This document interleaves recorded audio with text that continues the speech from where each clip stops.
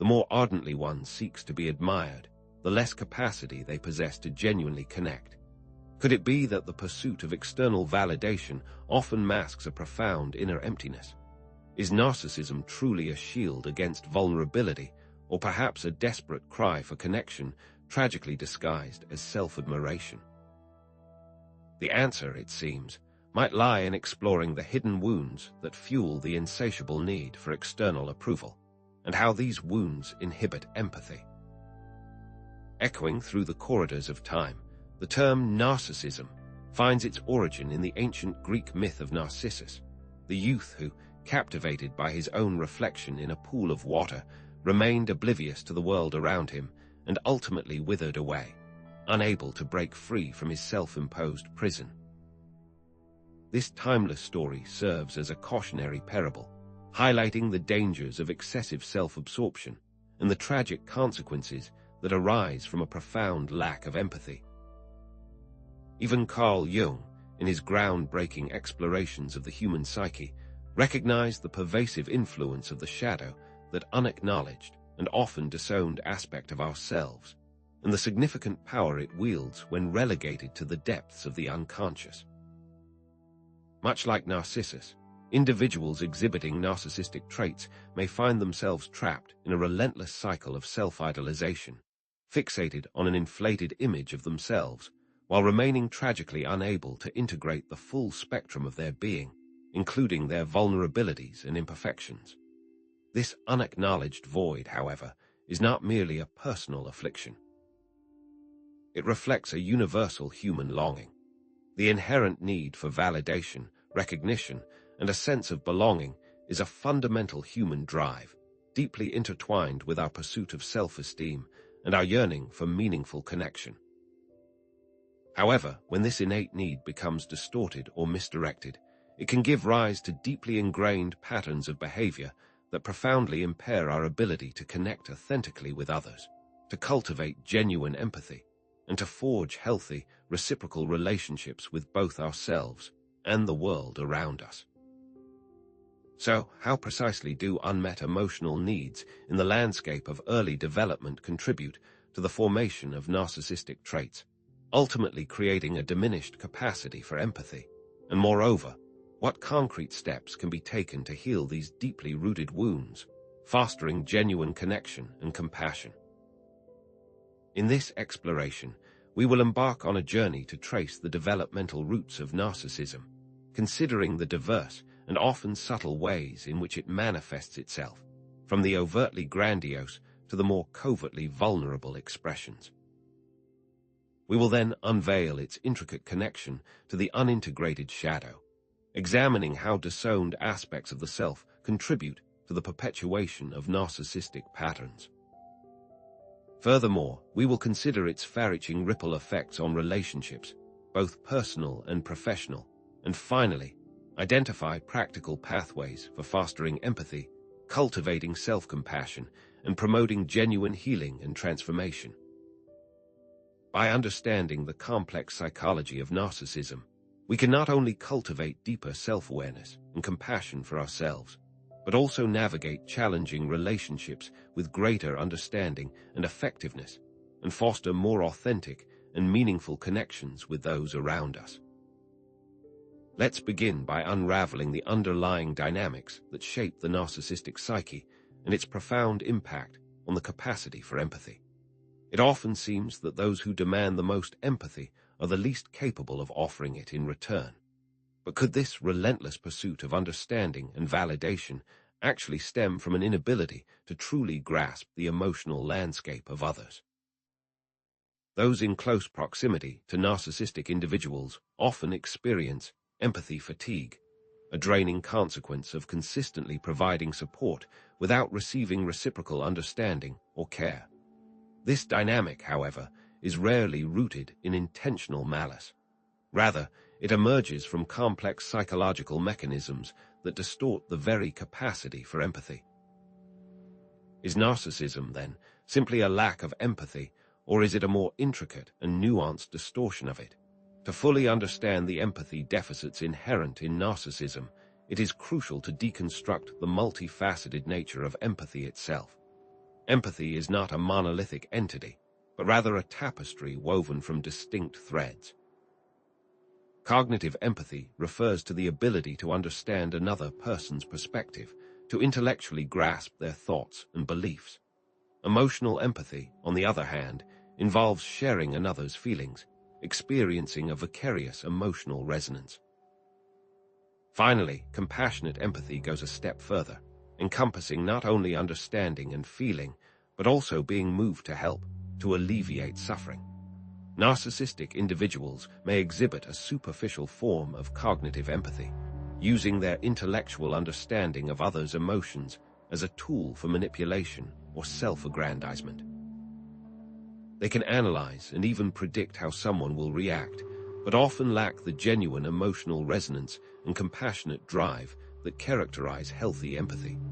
In contrast, healthy empathy involves a balanced interplay of all three aspects: understanding, feeling, and acting with compassion.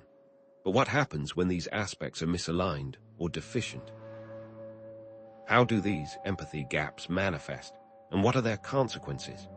Research has begun to illuminate the neurological underpinnings of these empathy deficits in narcissistic individuals. Studies have revealed subtle but significant differences in brain regions associated with emotional processing and perspective taking.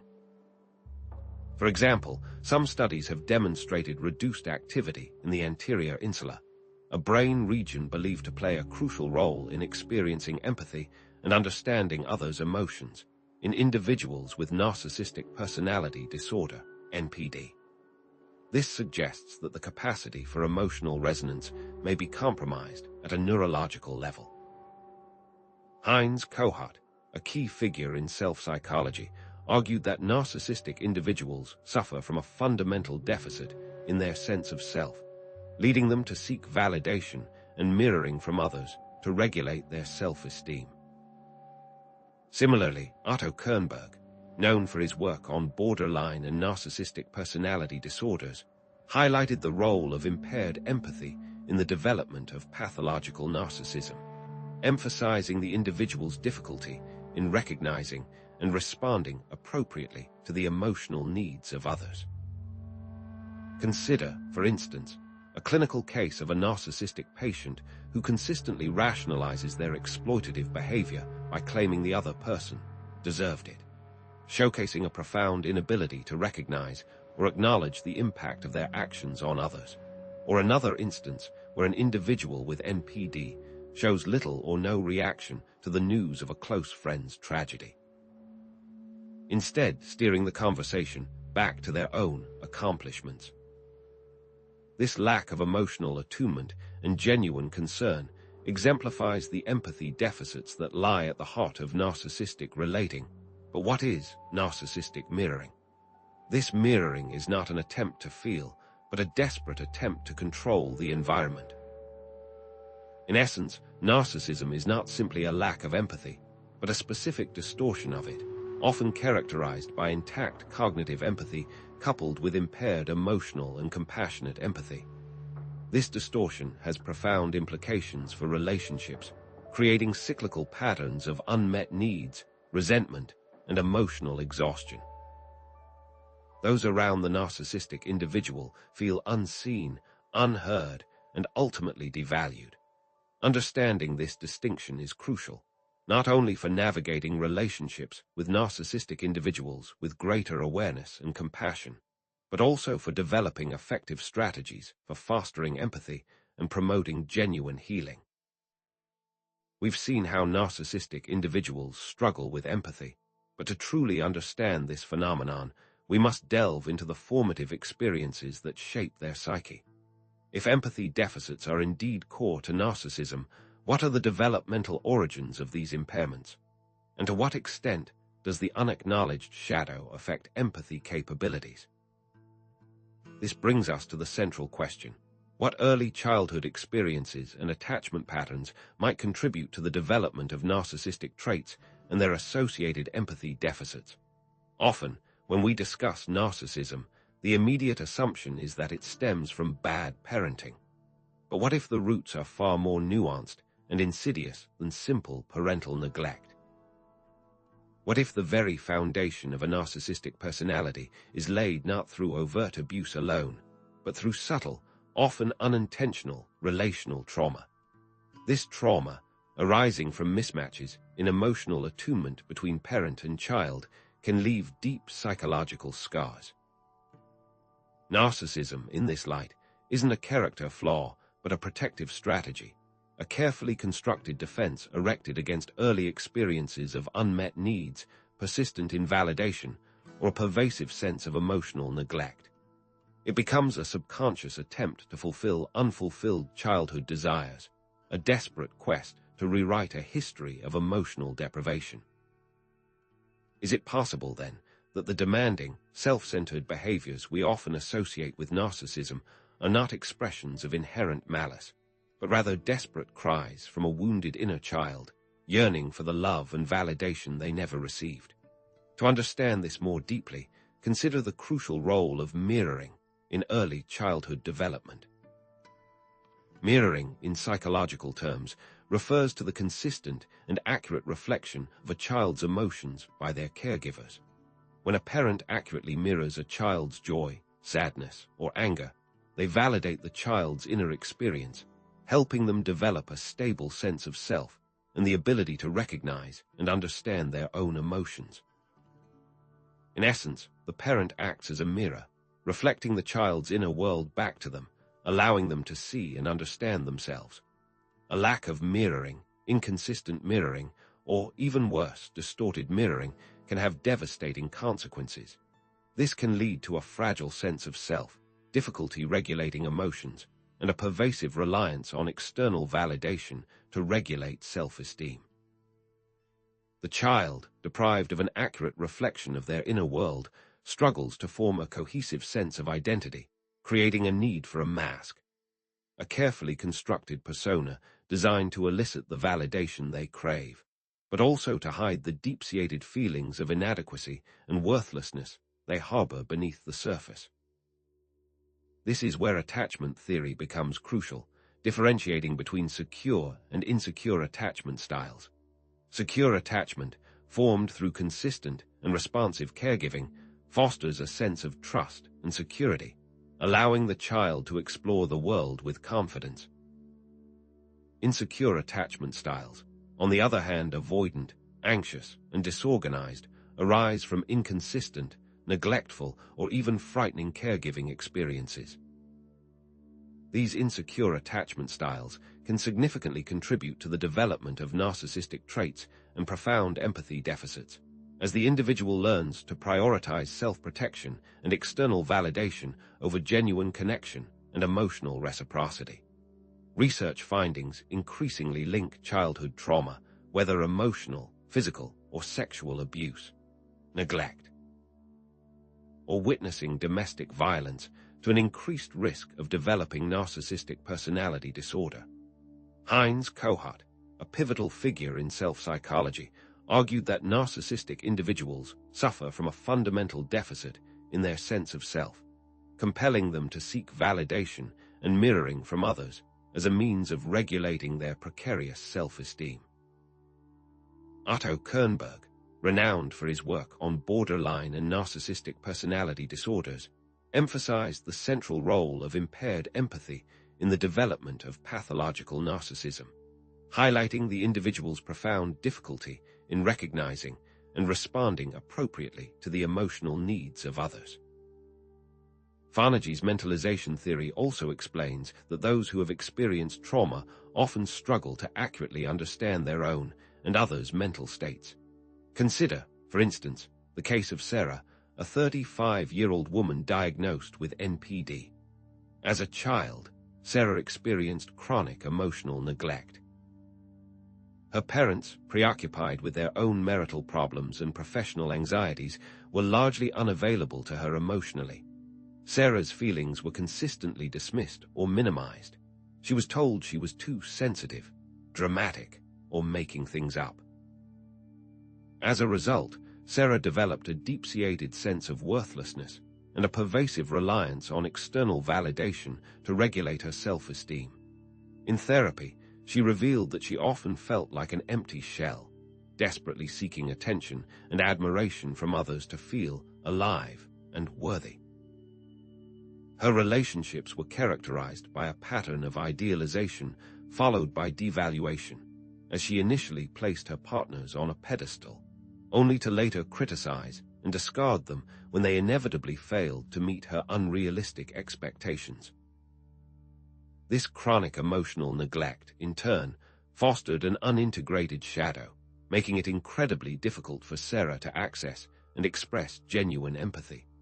She had become so focused on protecting herself from further emotional pain that she had lost the capacity to truly connect with others on an emotional level. In essence, narcissistic traits and empathy deficits often stem from early childhood experiences of relational trauma, including a lack of mirroring, insecure attachment, and exposure to abuse or neglect. The impact of these experiences on the development of a stable sense of self and the ability to connect with others is profound, shaping the very architecture of the narcissistic psyche. It's not merely about bad parenting, but about the subtle yet devastating effects of unmet emotional needs and relational ruptures in the formative years.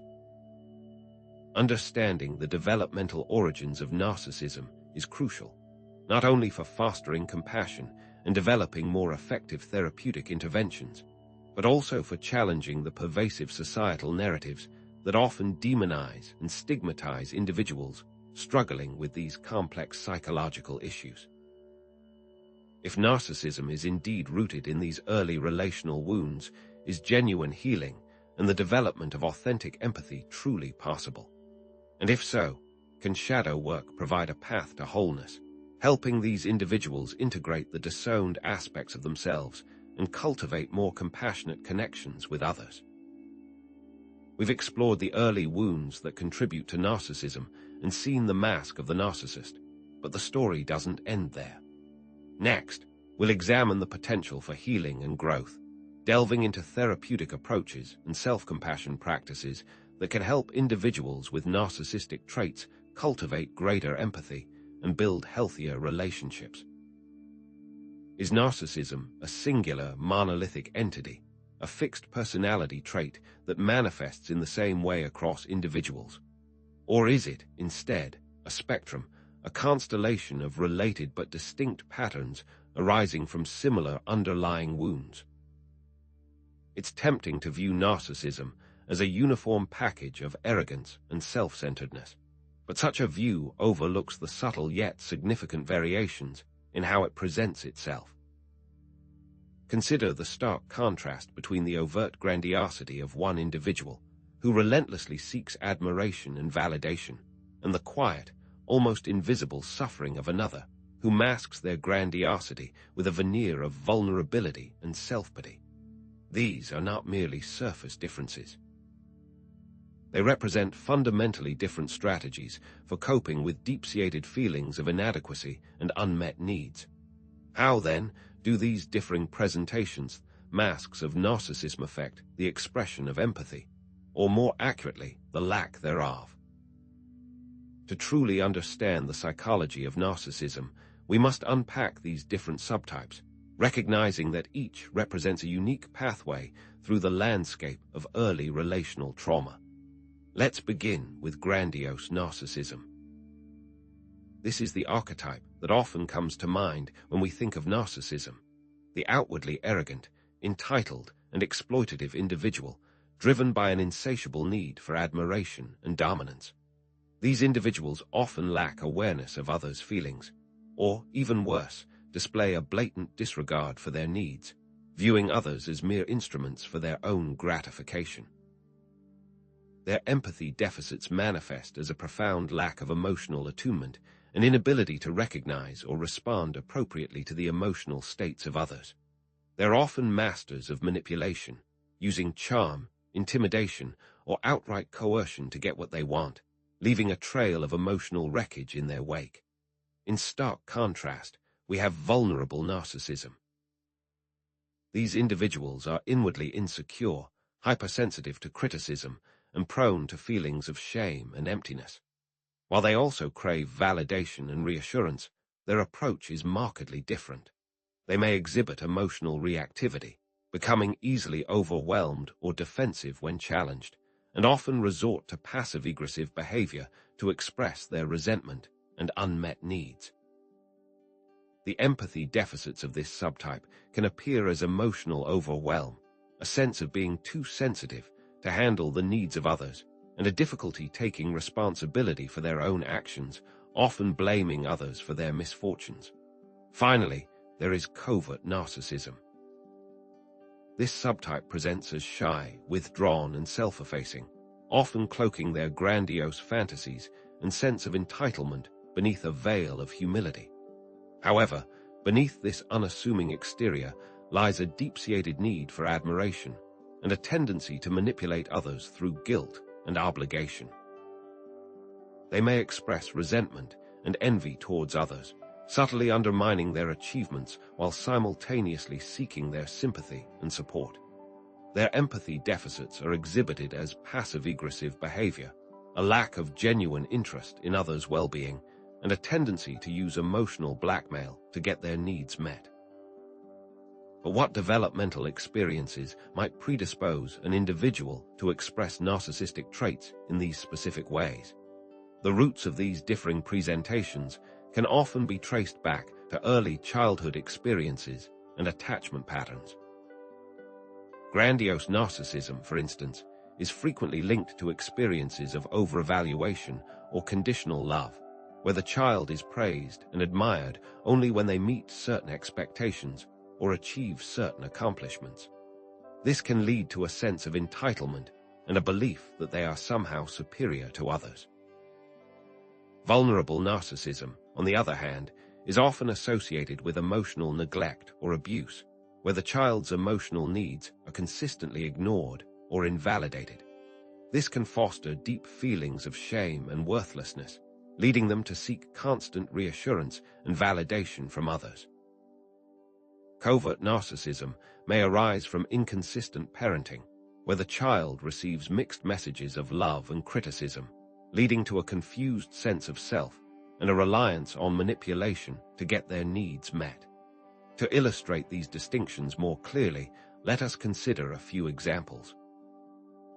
Imagine a highly successful CEO, outwardly confident and charismatic, who consistently belittles employees in public meetings, takes credit for their work without acknowledging their contributions, and shows no remorse for the emotional impact of their behavior.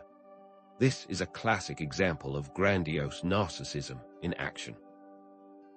Their lack of empathy is blatant, almost callous, as they prioritize their own ego and ambition above the well-being of those around them.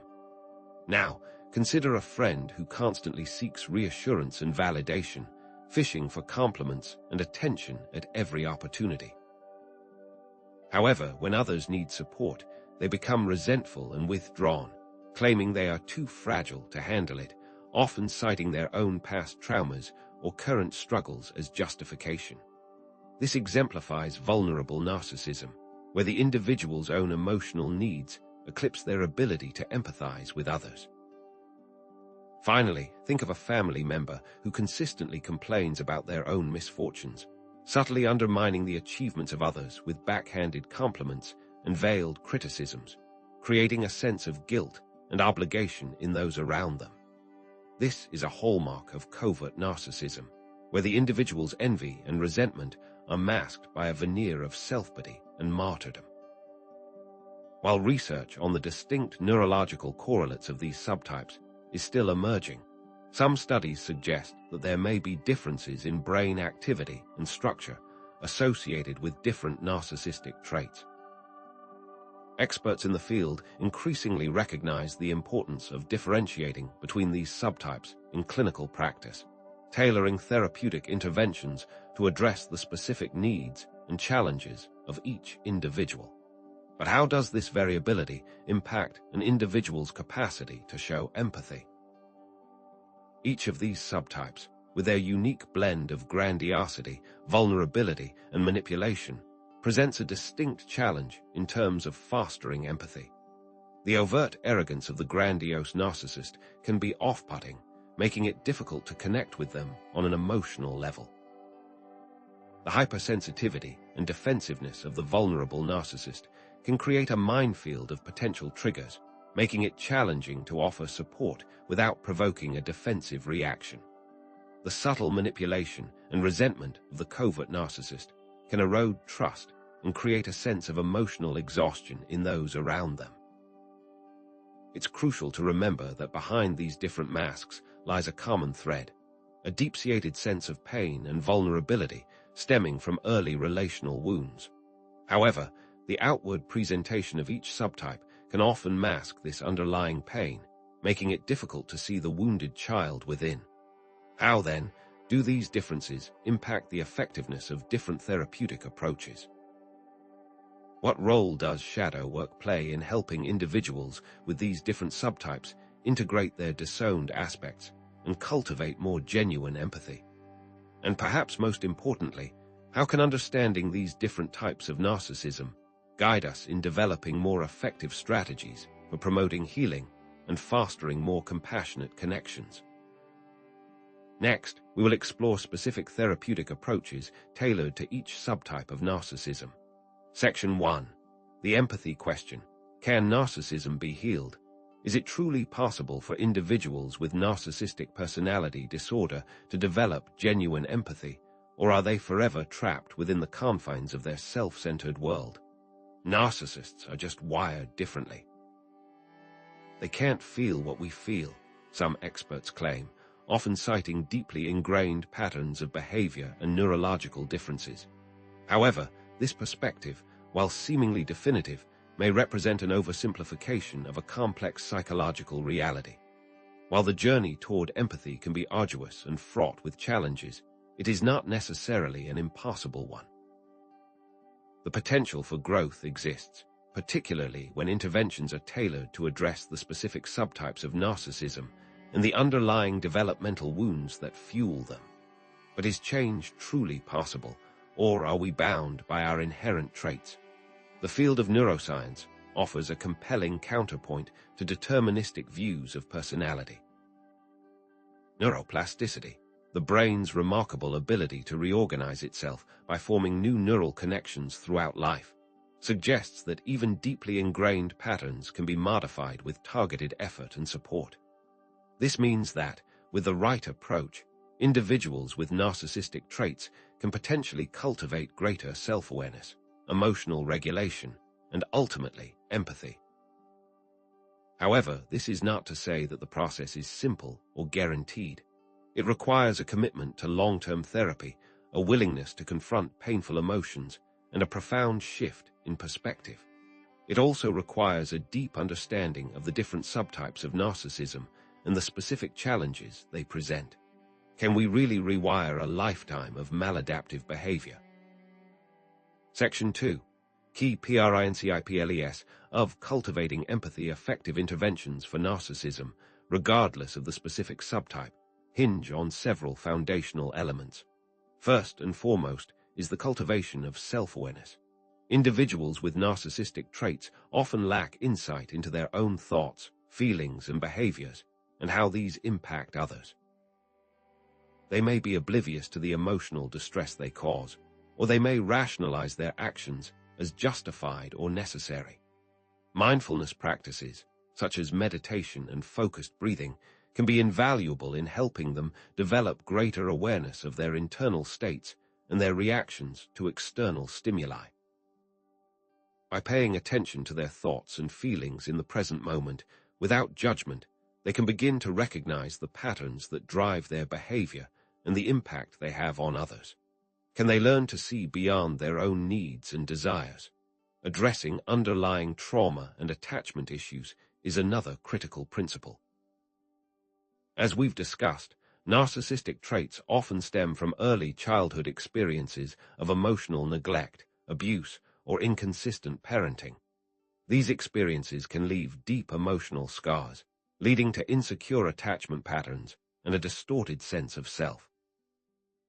Therapeutic approaches that focus on exploring and processing these early wounds, such as attachment-based therapy and trauma-informed care, can help individuals with narcissism develop a more secure sense of self and a greater capacity for empathy.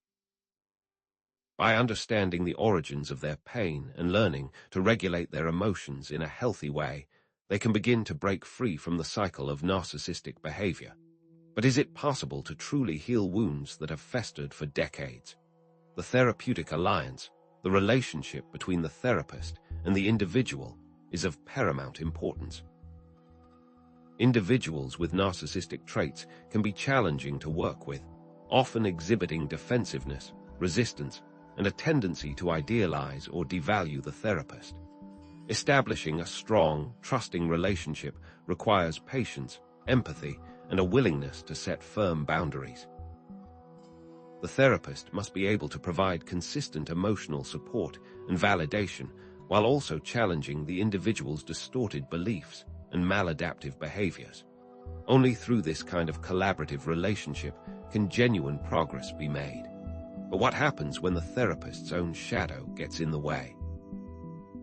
Adaptations of established therapeutic modalities, such as schema therapy and transference focus therapy, can be particularly effective for narcissistic individuals. Schema therapy focuses on identifying and addressing maladaptive schemas, deeply ingrained patterns of thinking and behaving that originate in childhood. Transference-focused therapy explores the relational patterns that emerge in the therapeutic setting, providing a window into the individual's characteristic ways of relating to others. By adapting these approaches to address the specific needs and challenges of narcissistic individuals, therapists can help them develop greater self-awareness, emotional regulation, and empathy. And what role does facing your shadow play in this process? Section 3. Targeted strategies. For each subtype, building upon these general principles, specific intervention strategies can be tailored to each subtype of narcissism. For grandiose narcissism, the focus is on challenging distorted beliefs and promoting realistic self-appraisal. This might involve techniques such as cognitive restructuring, where the individual learns to identify and challenge their unrealistic expectations and grandiose fantasies. Feedback and role-playing exercises can help them recognize the impact of their behavior on others, fostering a greater sense of accountability. Ultimately, the goal is to help them develop genuine self-esteem that is not contingent on external validation. Can they learn to value themselves for who they are, rather than for what they achieve? For vulnerable narcissism, the emphasis is on encouraging self-compassion and emotional regulation skills. Individuals with this subtype often struggle with intense feelings of shame and worthlessness, leading to emotional reactivity and a tendency to withdraw from others. Therapeutic techniques such as mindfulness-based stress reduction and dialectical behavior therapy can help them manage their emotions in a healthier way and develop a more compassionate attitude toward themselves.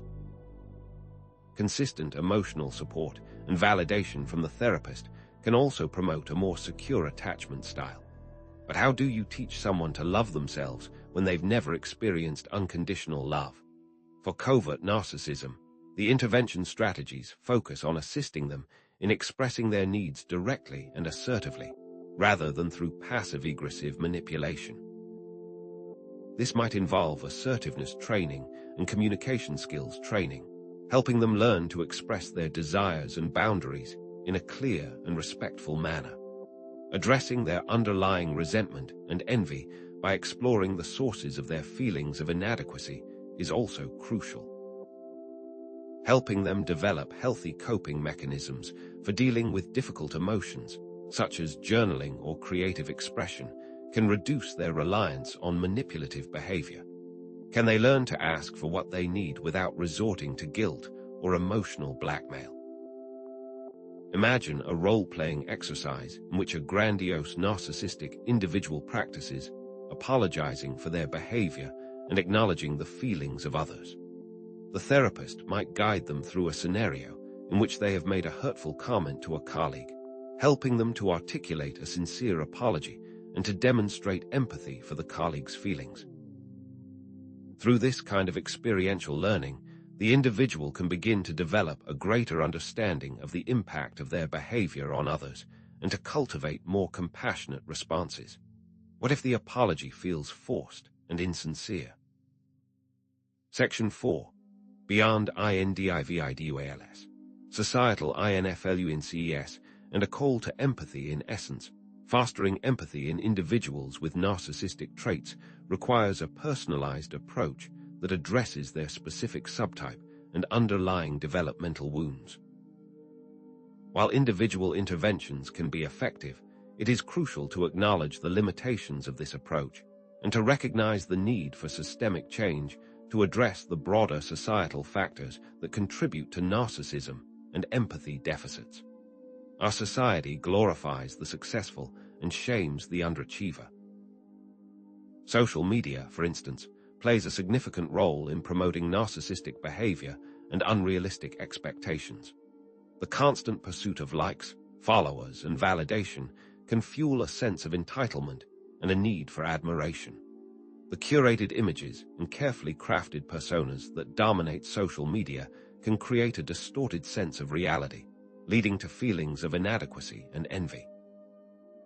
Consumerism and a culture of self-promotion further exacerbate these trends, encouraging individuals to prioritize material possessions and external validation over genuine connection and empathy. Does our relentless pursuit of success and recognition come at the expense of our humanity? Changing ingrained patterns of behavior is undoubtedly challenging, but the potential for growth and transformation exists with dedicated effort and support. By fostering self-awareness, addressing trauma, and promoting healthy relationship patterns, we can help individuals with narcissistic traits develop greater empathy and lead more fulfilling lives. The shadow grows strongest in the dark corners of society, so we must work to bring light to those places. But what can we do as individuals to challenge these societal norms and to promote empathy in our communities? Practice active listening, truly hearing what others have to say without interrupting or judging. Challenge your own biases and assumptions, seeking to understand different perspectives. Support organizations that promote empathy and compassion, and advocate for policies that prioritize human connection over economic gain. Reflect on your own empathy levels, identifying areas where you can grow and improve. By taking these steps, we can create a more compassionate and just world, one where empathy flourishes and narcissism withers. But we're just scratching the surface here. What happens when narcissistic traits are not just individual, but systemic? Section 1. The Dance of Destruction. Narcissism in RELATIONSHIPS. Have you ever felt like you're constantly walking on eggshells in a close relationship, carefully choosing your words to avoid triggering an explosive reaction? Do you find yourself consistently apologizing, even when you're not sure what you did wrong, just to maintain a semblance of peace? These frustrating scenarios are often hallmarks of relationships touched by narcissistic traits, creating predictable and often destructive patterns in families and romantic partnerships. These patterns can take a significant toll on empathy, trust, and emotional safety, leaving individuals feeling invalidated, manipulated, and emotionally drained. Why do we often fall into these cycles, despite knowing they are unhealthy? Section 2. Family and Romantic Dynamics. Unpacking the patterns. One of the most insidious patterns in narcissistic relationships is communication breakdown. Genuine connection and empathy are choked by narcissistic communication styles. Consider the defensiveness that deflects any hint of criticism, the blame-shifting that avoids all personal responsibility, the constant interrupting that signals a lack of interest in another's perspective, the grandstanding that turns every conversation into a performance, and the insidious gaslighting that distorts reality itself. How do these behaviors, each a subtle form of emotional sabotage, collectively destroy intimacy? Boundary violations are another common feature. Narcissistic individuals often struggle to respect boundaries, viewing them as personal affronts or challenges to their control. This can manifest as emotional enmeshment, where one person's feelings and identity become intertwined with another's, leading to a loss of autonomy and a sense of being suffocated. It can also involve blatant disregard for personal space, privacy, and decision-making. How does a lack of boundaries, like a breached dam, flood one's sense of self, eroding individuality and autonomy? Furthermore, relationships with narcissistic individuals often involve a disproportionate amount of emotional labor from the non-narcissistic partner. This means that one person is constantly catering to the emotional needs of the other, providing reassurance, validation, and support, while receiving little in return. This imbalance can lead to burnout, resentment, and a deep sense of being unseen and unappreciated. The non-narcissistic partner may feel like they are constantly giving without ever receiving the same level of care and attention. What are the long-term effects of this emotional labor imbalance, as one partner shoulders the weight of the relationship while the other remains blissfully unaware? Then there's the chaos of triangulation and flying monkeys. Triangulation involves introducing a third party into the relationship dynamic, often to create conflict or manipulate a situation. For example, a parent might pit siblings against each other to gain control and attention, creating division and resentment within the family.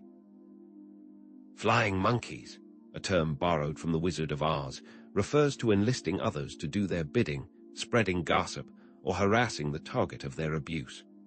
How do these tactics, like carefully placed landmines, create division and chaos within families and social circles, turning loved ones into pawns in a manipulative game? Finally, there's hoovering, named for the vacuum cleaner, which is the act where a narcissist attempts to suck someone back into their sphere of influence after a period of separation or conflict. This might involve grand gestures of love and remorse, promises of change, or guilt trips designed to trigger feelings of obligation or sympathy. The goal is to re-establish control over the other person and prevent them from moving on. These patterns perpetuate a cycle of unmet needs and resentment, further eroding empathy and trust. The non-narcissistic partner may become increasingly isolated, anxious, and depressed, while the narcissistic individual remains oblivious to the impact of their behavior. What is the connection between these destructive patterns and the unintegrated shadow, the dark side of the personality that contains repressed emotions and unacceptable impulses? Section 3, Evidence, EXAMPLES, and the Voice of Experience consider a couple constantly arguing in circles, with one partner consistently invalidating the other's feelings and refusing to take responsibility for their actions. Imagine this dialogue. Partner A: I feel like you never listen to me. Partner B: that's ridiculous. I always listen to you. You're just too sensitive. Invalidation. Partner A: but I told you about this issue last week, and you completely forgot. Partner B: well, if it was so important, you should have reminded me. It's your fault for not being clear. Blame shifting. This constant cycle of invalidation and blame prevents genuine communication and erodes empathy, creating a climate of resentment and distrust. Or picture a parent constantly interfering in their adult child's life, dismissing their boundaries and demanding compliance. I know what's best for you, the parent might say. You're not capable of making your own decisions. This kind of boundary violation can leave the adult child feeling infantilized, controlled, and unable to develop their own sense of identity. Think about a partner constantly seeking reassurance and validation, but rarely offering support or empathy in return, leaving the other partner feeling emotionally exhausted. Do you love me? Do you think I'm smart? Do you think I'm successful? The partner might ask repeatedly, draining their significant other. The other partner eventually feels used. This kind of emotional labor imbalance can lead to burnout and resentment. Narcissistic relationships are characterized by a lack of reciprocity, empathy, and emotional attunement, writes Dr. Ramani Durvasula, a leading expert on narcissism. The impact on the non-narcissistic partner can be devastating, leading to anxiety, depression, and even post-traumatic stress disorder. Research suggests that individuals in narcissistic relationships are at a higher risk of experiencing these mental health issues. as well as codependency and low self-esteem. Statistics on divorce rates reveal that relationships where one partner displays narcissistic traits are more likely to end in separation or divorce. How does each of these examples, in its own way, impede the development and expression of empathy, creating a void where genuine connection should thrive? Section 4. Synthesis and transition. Navigating the labyrinth. In essence, narcissistic traits in relationships create destructive patterns characterized by communication breakdown, boundary violations, emotional labor imbalances, triangulation, and hoovering. These patterns take a heavy toll on empathy, trust, and emotional well-being, leaving individuals feeling invalidated, manipulated, and emotionally drained.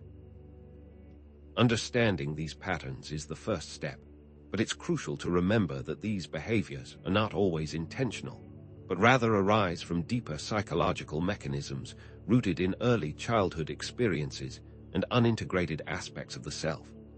How do you navigate these challenging relationships while protecting your own emotional health and sanity? Understanding is indeed crucial, but it's only the beginning. What specific strategies can be used to navigate narcissistic tendencies, to set healthy boundaries, practice self-compassion, and when necessary, detach with love or detach completely? We've barely scratched the surface of what these strategies entail, and what we'll discover next is even more shocking. Section 1. Building a raft. Protecting yourself in the storm. Have you ever felt adrift at sea, tossed about by relentless waves, desperately searching for something to cling to? This sensation of being overwhelmed and depleted is a common experience in relationships with individuals exhibiting narcissistic traits. While you can't fix or change the other person, you can take steps to protect your own emotional and mental well-being. These protective measures aren't about winning a battle. They are about self-preservation. Think of these strategies as building a raft to navigate a turbulent sea. But what are the essential components of such a raft, the safeguards needed to stay afloat amidst emotional turmoil? Section 2. Essential SDRATGIS 4 SELFPRSRVATIO. One of the sturdiest planks in your raft is setting and maintaining firm boundaries. Boundaries are clear limits on what behavior you will and will not accept. They are the invisible lines you draw to protect your emotional, physical, and mental space. Setting effective boundaries begins with identifying your own needs and priorities, often a challenging task for those accustomed to prioritizing others' needs above their own. Communicate these needs assertively, not aggressively, but with a clear and unwavering voice. This might sound simple, but how can you effectively communicate your needs when faced with constant invalidation or manipulation? For example, if your partner consistently interrupts you during conversations, a boundary might be, "I need you to listen to me without interrupting. If you interrupt me, I will pause the conversation until you are ready to listen respectfully." Enforce this boundary consistently, even when met with resistance or emotional outbursts. Remember that setting boundaries is not selfish. It is an act of self-respect and a necessary step in reclaiming your autonomy. Boundaries are not walls. They are gates that you choose to open and close.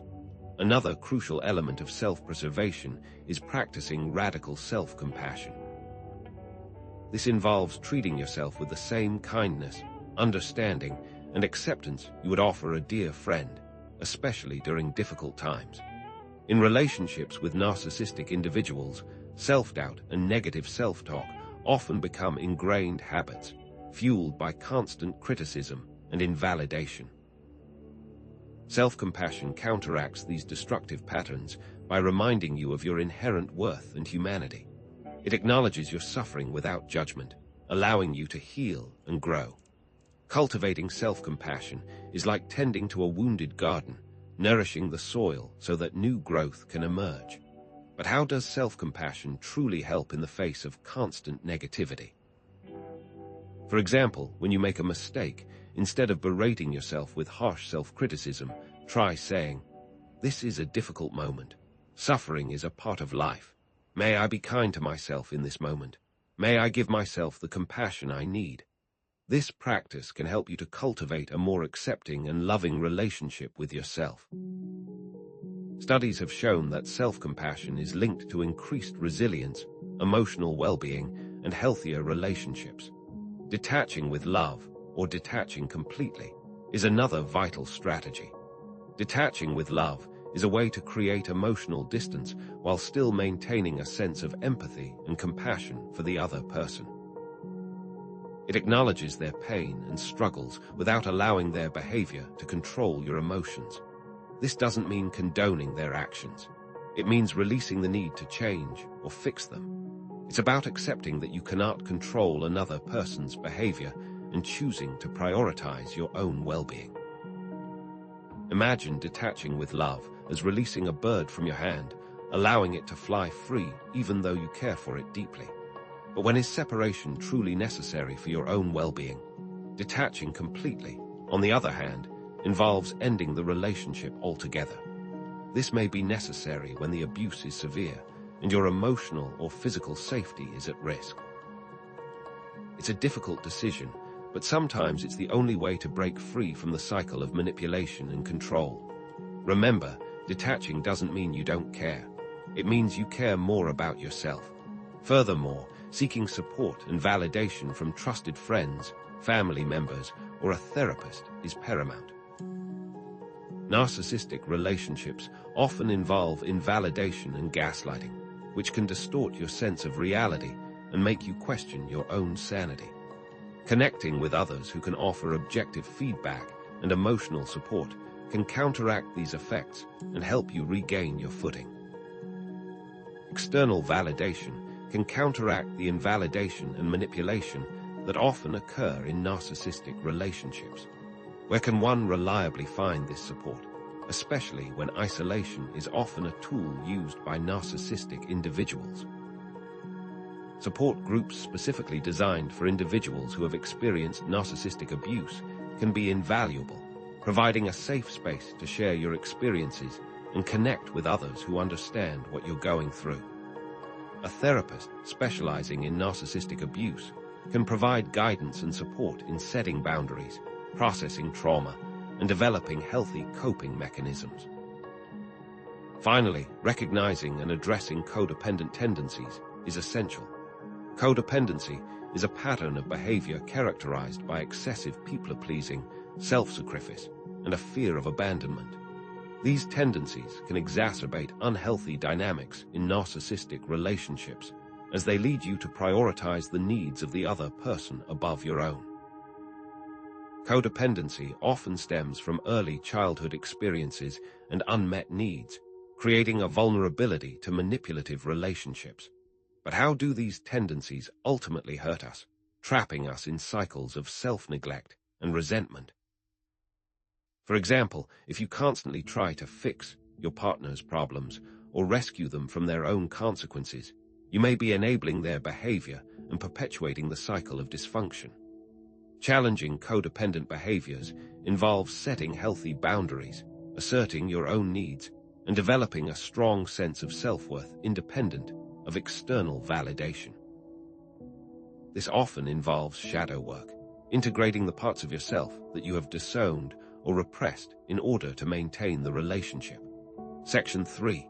Evidence, EXAMPLES, and tools for implementation. Let's consider a concrete example of setting and maintaining firm boundaries. Imagine your partner consistently makes belittling remarks about your appearance. You could use this script. I understand that you may not realize you're doing this, but when you make comments about my appearance, it hurts me. I need you to stop making those kinds of remarks. If you continue, I will end the conversation and leave the room. This is a clear, assertive boundary that communicates your needs and the consequences of violating them. To practice radical self-compassion, try this brief visualization exercise. Close your eyes and imagine yourself as a child, feeling scared and alone. Wrap your arms around that child and offer them words of comfort and love. Tell them that they are worthy of love and acceptance, just as they are. This simple exercise can help you connect with your inner child and cultivate a more compassionate relationship with yourself. Consider the story of Sarah, who successfully detached from a toxic relationship with her narcissistic mother. "It was the hardest thing I've ever done," she shared, "but I realized that I couldn't keep sacrificing my own well-being to please her. I had to prioritize myself, even if it meant cutting off contact." While the challenges were immense, the rewards included a newfound sense of peace, freedom, and self-respect. For finding support, resources like the National Domestic Violence Hotline and the Narcissistic Abuse Recovery Support Group on Facebook can provide invaluable assistance. Many therapists specialize in narcissistic abuse recovery, offering tailored guidance and support. To identify and address codependent tendencies, consider this checklist of codependent behaviors. Do you have difficulty saying no? Do you feel responsible for other people's feelings? Do you seek approval from others to feel good about yourself? If you answered yes to these questions, you may be exhibiting codependent tendencies. Breaking free from these patterns involves setting healthy boundaries, practicing self-care, and challenging your beliefs about your worth and value. A co-doctor. NG to Dr. Breen Brown, a renowned researcher on vulnerability and self-compassion. You cannot selectively numb emotion. If you numb the dark, you numb the light. This highlights the importance of embracing our full range of emotions, including the painful ones, in order to cultivate genuine self-compassion and empathy. These behaviors are often rooted in the shadow, those disowned aspects of ourselves that we project onto others. As Jung writes, everyone carries a shadow, and the less it is embodied in the individual's conscious life, the blacker and denser it is. Shadow work, the process of exploring and integrating our shadow, can help us to understand our own vulnerabilities and to develop greater empathy for others.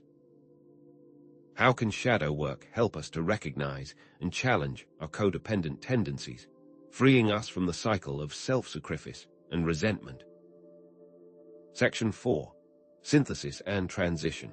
Beyond Survival. Finding your own shore. In summary, the key strategies for self-preservation in narcissistic relationships include setting and maintaining firm boundaries, practicing radical self-compassion, detaching with love, or detaching completely, seeking support and validation, and recognizing and addressing codependent tendencies. These strategies are not about changing the other person, but about protecting your own well-being. While implementing these strategies can be challenging, especially in the face of manipulation and resistance, the potential for creating a healthier and more fulfilling life is immense. These strategies can help you survive the storm, but true healing lies in finding your own shore and building a life that is aligned with your values and needs. But what happens after you've built your raft and navigated the storm? How does one truly heal, moving beyond mere survival to a state of thriving and genuine connection? Next, we'll explore the journey of long-term recovery and personal growth, the steps necessary to rebuild your life and discover your own inner strength. What shocking secrets about the long-term healing process will be revealed? Section 1. The Ghosts of the Past. Recovering from narcissistic RELATI and SHIPS. Have you ever felt haunted by a relationship long after it ended, as if the echoes of past interactions still reverberate within your mind? Even after extricating yourself from a relationship with a narcissistic individual, the emotional and psychological scars often linger, casting long shadows on your present and future. Recovery isn't a straightforward path. It's a complex journey marked by unexpected setbacks, periods of self-doubt, and the resurfacing of painful memories. It's akin to dismantling a haunted house, where each room holds a new set of unsettling reminders. But how can one truly exorcise these ghosts of the past and construct a fulfilling life free from the insidious influence of narcissistic abuse? And what are the subtle, often overlooked long-term effects of such relationships on one's shadow self, the repository of repressed emotions and disowned aspects of the personality? Section 2. Reclaiming the Self. STEPS to recovery, reclaiming the self after narcissistic abuse, is a multifaceted process, requiring dedication, patience, and a willingness to confront difficult emotions. One of the most crucial steps is reconstructing your identity, which can be severely eroded in a relationship where your needs and desires were consistently invalidated or dismissed. Narcissistic relationships often lead to a profound loss of self, leaving you feeling like a mere reflection of the other person's desires. Therefore, reconnecting with forgotten passions, exploring new interests, and redefining your values and beliefs are essential for rediscovering who you are outside of the relationship. How does one begin this process of self-discovery, particularly when the inner voice has been silenced for so long? Consider revisiting activities you once enjoyed, experimenting with new hobbies, or journaling about your values and aspirations. Rebuilding trust is another critical aspect of recovery. Narcissistic betrayal and manipulation can shatter your ability to trust others, and even yourself. The constant gaslighting and invalidation can leave you questioning your own perceptions and judgment. To rebuild trust gradually, start with small acts of self-trust, such as keeping promises to yourself or following your intuition. Then, expand to building healthy relationships with trustworthy individuals who demonstrate empathy, consistency, and respect. When is it truly safe to trust again after such profound betrayal? And how can you discern genuine connection from manipulative tactics? Remember, trust is earned, not freely given, and it's okay to proceed with caution. Re-establishing boundaries is paramount. Maintaining firm boundaries, not only with the narcissistic individual if continued contact is necessary, but also with others, is vital for protecting your emotional well-being. Narcissistic individuals are notorious for boundary violations, often disregarding your needs and desires in favor of their own. Learning to identify and challenge these violations, assert your needs, and protect your emotional space is crucial for reclaiming your autonomy. What are the telltale signs that your boundaries are being crossed, and how can you effectively communicate your limits without triggering defensiveness or retaliation? Practice saying no without explanation, setting clear expectations, and enforcing consequences when boundaries are violated. Cultivating self-compassion is essential throughout the recovery process. Self-compassion involves treating yourself with kindness, understanding, and acceptance, especially during difficult times. After experiencing narcissistic abuse, it's common to harbor feelings of self-blame, guilt, and shame. Practicing self-forgiveness for past mistakes, challenging negative self-talk, and treating yourself with the same compassion you would offer a dear friend can help to heal these emotional wounds. Is it truly possible to forgive yourself for staying in a toxic relationship for too long? And how can you silence the inner critic that perpetuates feelings of worthlessness? Engage in practices like mindfulness, self-affirmations, and acts of self-care to cultivate a more loving and accepting relationship with yourself. Finding meaning and purpose is a powerful way to move beyond the focus on the narcissistic relationship and create a new sense of direction in your life. This involves identifying your values, setting goals, and pursuing activities that bring you joy and fulfillment. By shifting your focus from the past to the present and future, you can reclaim your sense of agency and create a life that is aligned with your authentic self.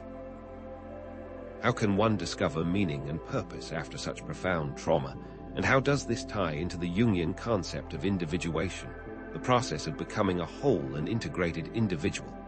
Explore your passions, volunteer your time, or pursue creative endeavors that resonate with your soul. Finally, facing your shadow is an integral part of long-term healing. As Jung writes, everyone carries a shadow, and the less it is embodied in the individual's conscious life, the blacker and denser it is. Narcissistic relationships often trigger our own shadow aspects, such as feelings of anger, resentment, and self-doubt. Integrating these shadow aspects, rather than repressing them, is essential for achieving wholeness and preventing future unhealthy relationship patterns. These steps build upon the strategies for self-preservation discussed in the previous section, showing how self-care and boundary setting lay the foundation for deeper healing and personal growth. But what does this look like in practice? Section 3. Evidence, examples, and inspiration consider the story of Maria, who spent years suppressing her passion for painting in order to please her narcissistic partner. After leaving the relationship, she felt lost and disconnected from herself. One day, she stumbled upon an old box of art supplies and felt a spark of excitement ignite within her. Inspired by a local art class, she picked up a brush again and rediscovered the joy of creating. It was like coming home to myself, she shared. Painting became my therapy, a way to express the emotions I had buried for so long. What inspired her to pick up that brush again, and how did this act of self-expression contribute to her healing journey? Then there's David, who rebuilt trust by volunteering at a local homeless shelter. After being betrayed by my ex, I didn't trust anyone, he confessed. But volunteering forced me to interact with people from all walks of life, and I slowly began to see that not everyone is out to hurt you. What did he learn from this experience, and how did it help him to open his heart to others again? Another case is Sarah, who successfully detached from a toxic family member and created a more peaceful and fulfilling life. After years of trying to please her narcissistic mother, she realized that she couldn't continue sacrificing her own well-being. The turning point was when I realized that her happiness was not my responsibility, she explained. I had to prioritize myself, even if it meant cutting off contact. What was the turning point that enabled her to make this difficult decision, and how did it transform her life? Setbacks are inevitable on the road to recovery. Periods of self-doubt, emotional flashbacks, or renewed contact from the narcissistic individual can trigger old wounds and derail your progress. What can be done to prevent these setbacks, and how can you cope with them when they occur? Seek support from trusted friends, family members, or a therapist specializing in narcissistic abuse. Practice self-compassion and remind yourself that healing is a process, not a destination. Therapy can be a powerful tool in the recovery process.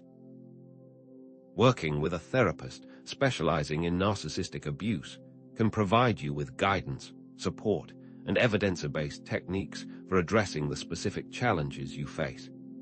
What specific therapeutic techniques can be used to address these issues, and how can they help you to heal from the trauma of narcissistic abuse? Cognitive behavioral therapy, CBT, dialectical behavior therapy, DBT, and trauma-informed therapy are all effective approaches. Facing one's shadow is paramount. As Jung observed, integrating the shadow is essential for wholeness. How does facing one's shadow affect the healing process, and what are some practical ways to engage in shadow work? Journaling, dream analysis, and creative expression can help you to explore and integrate your shadow aspects. Section 4. Synthesis and transition.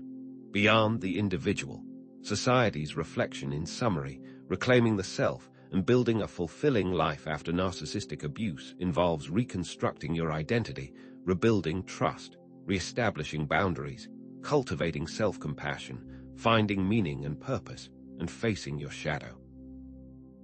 This is a long-term journey that requires patience, persistence, and unwavering self-compassion. Healing is indeed possible. However, focusing solely on individual recovery is insufficient. We must also address the broader societal factors that contribute to narcissism and empathy deficits. The individual experience of narcissistic abuse is interconnected with broader societal trends, such as the glorification of wealth, the pressure to achieve, and the pervasive influence of social media. But how does our society contribute to narcissism, and what role does the shadow play in perpetuating these harmful patterns? How do our collective values promote or inhibit empathy, and what can we do to create a more compassionate world? We've explored the path to individual healing, but to truly address the problem of narcissism, we must turn our attention to the broader societal forces that shape our values and behaviors. Next, we'll examine how our culture contributes to the problem, and what we can do to create a more empathetic world. But what hidden societal structures fuel narcissism, and what surprising connections will we uncover between individual behavior and collective values? Section 1. The Hall of Mirrors. Society's reflection of narcissism. Have you ever found yourself scrolling through social media, bombarded by images of seemingly perfect lives, and feeling a disconcerting mix of envy, inadequacy, and an almost irresistible pressure to present an idealized version of yourself to the world? It is not merely a passive backdrop, but rather an active participant, a powerful co-conspirator in shaping narcissistic tendencies and subtly eroding the very foundations of empathy. Society, in this sense, functions as a hall of mirrors, endlessly reflecting and amplifying both our inherent human needs and our darker potential for distortion, self-obsession, and a profound lack of genuine connection. But how does the very culture we inhabit, with its often unspoken values and its relentless pursuit of external validation, actively contribute to these deeply personal and interpersonal problems? And to what extent are we all, unknowingly, complicit in perpetuating a system that breeds both grandiosity and a pervasive sense of emptiness? The individual's struggle with narcissism, therefore, is not solely a personal battle, but a reflection of deeper societal currents. Section 2. Unpacking societal influences. One of the most pervasive societal influences is the modern social media culture. How do social media platforms incentivize self-promotion, validation-seeking, and relentless comparison, creating a breeding ground for narcissistic traits? The algorithms that govern these platforms often prioritize content that elicits strong emotional reactions, leading users to curate online profiles that showcase idealized versions of themselves, often at the expense of authenticity. This constant striving for likes, comments, and followers can create a feedback loop where individuals become increasingly dependent on external validation for their sense of self-worth and ultimately contribute to shadow. Moreover, the curated nature of online profiles fosters unrealistic expectations and contributes to pervasive feelings of inadequacy, as individuals compare their real lives to the carefully constructed fantasies presented by others. What is the true cost of this constant self-promotion and comparison, and how does it affect our capacity for genuine connection and empathy? Does it not encourage us to see others as mere reflections of our own egos, rather than as unique individuals with their own struggles and experiences? Furthermore, consider the pervasive influence of consumerism and materialism. How does consumer culture equate self-worth with material possessions and external achievements, fueling the insatiable need for validation and admiration? Advertising bombards us with messages that equate happiness with owning the latest gadgets, wearing designer clothes, or achieving a certain social status. This emphasis on external validation undermines intrinsic motivation and empathy, as individuals become more focused on acquiring material possessions than on cultivating meaningful relationships or pursuing personal growth. How does marketing contribute to this cycle? And what are the psychological consequences of equating self-worth with material success? This relentless pursuit of external validation fosters a culture of envy and competition, where individuals are constantly striving to outdo one another in the acquisition of material possessions and status symbols. Is it any wonder that empathy suffers in such an environment, as individuals become increasingly focused on their own self-interest and less attuned to the needs of others? In addition to social media and consumerism, cultural values also play a significant role. How do cultural values, such as individualism, competition, and success at all costs, subtly promote narcissistic behavior and erode empathy? In many Western societies, individual achievement is highly valued, often at the expense of collaboration and community. This emphasis on individual success can create a sense of entitlement and disregard for the needs of others, as individuals become convinced that they are somehow superior or more deserving than their peers. How do these values affect relationships, and what happens to those who are deemed unsuccessful by societal standards? Consider the cutthroat competition in industries such as finance or technology, where individuals are often willing to sacrifice ethical principles and personal relationships in order to climb the corporate ladder. Such environments foster a culture of self-interest and disregard for the well-being of others, ultimately eroding empathy and promoting narcissistic behavior. Furthermore, the increasing social isolation and the decline of traditional community structures contribute to feelings of loneliness, alienation, and a greater reliance on external validation. As Robert Putnam argues in Bowling Alone, the erosion of social capital and the decline of civic engagement have led to a fragmentation of community life, leaving individuals feeling more isolated and disconnected than ever before. How does the loss of community affect empathy, and what are the psychological consequences of living in an increasingly atomized society? With fewer opportunities for face-to-face interaction and social support, individuals may become more reliant on online relationships and external sources of validation, further exacerbating narcissistic tendencies.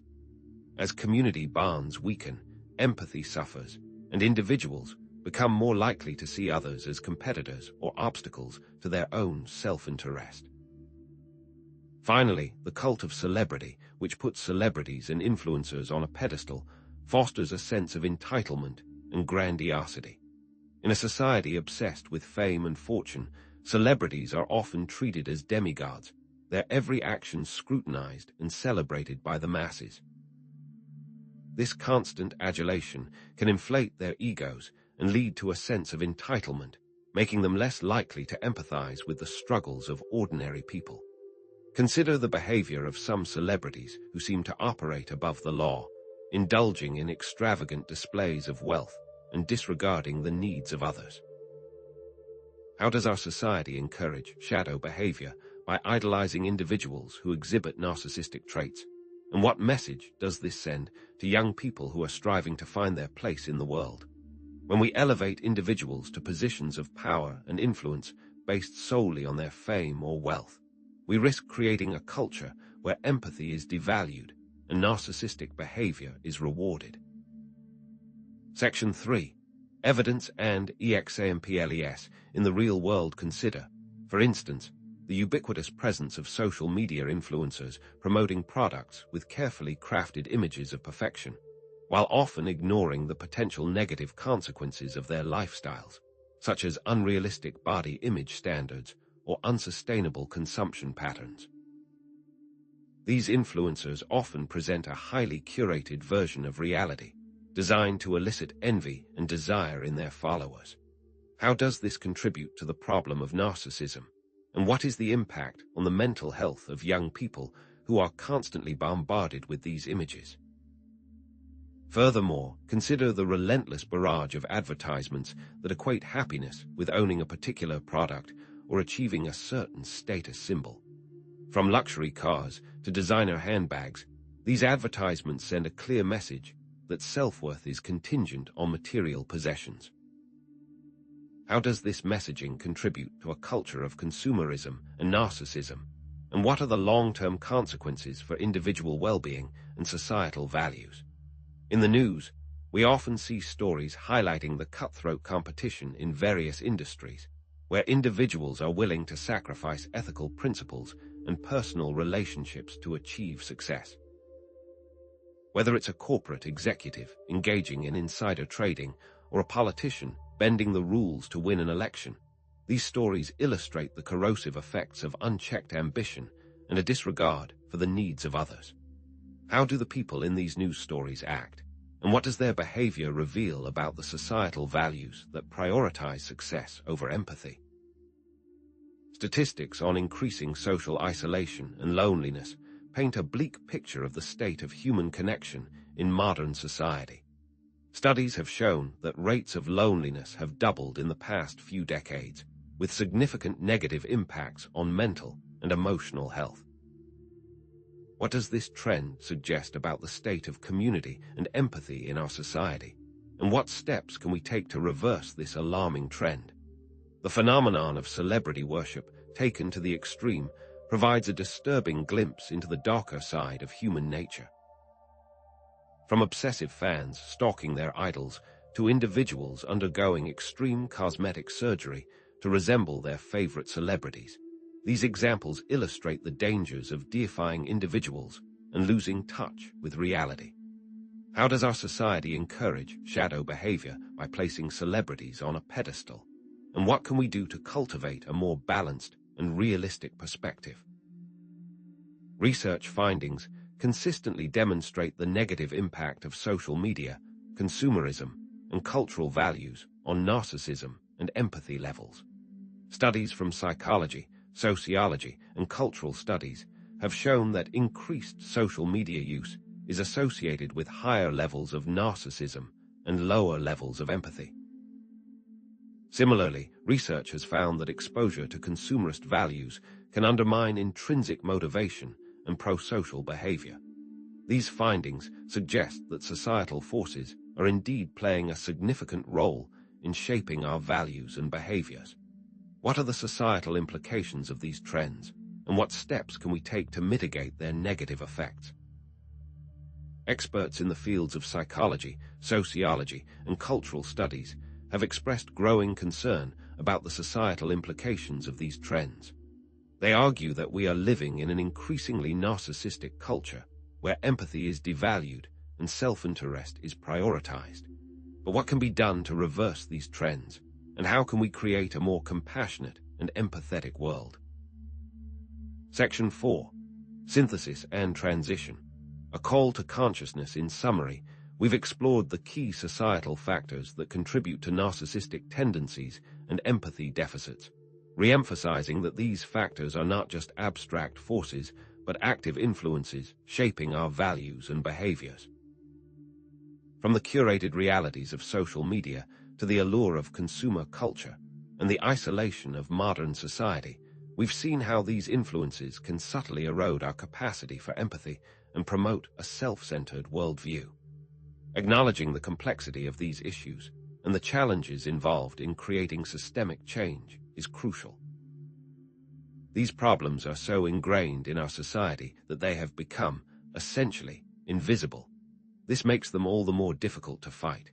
If society plays a role in perpetuating narcissism, what can we do to create a more empathetic and compassionate world?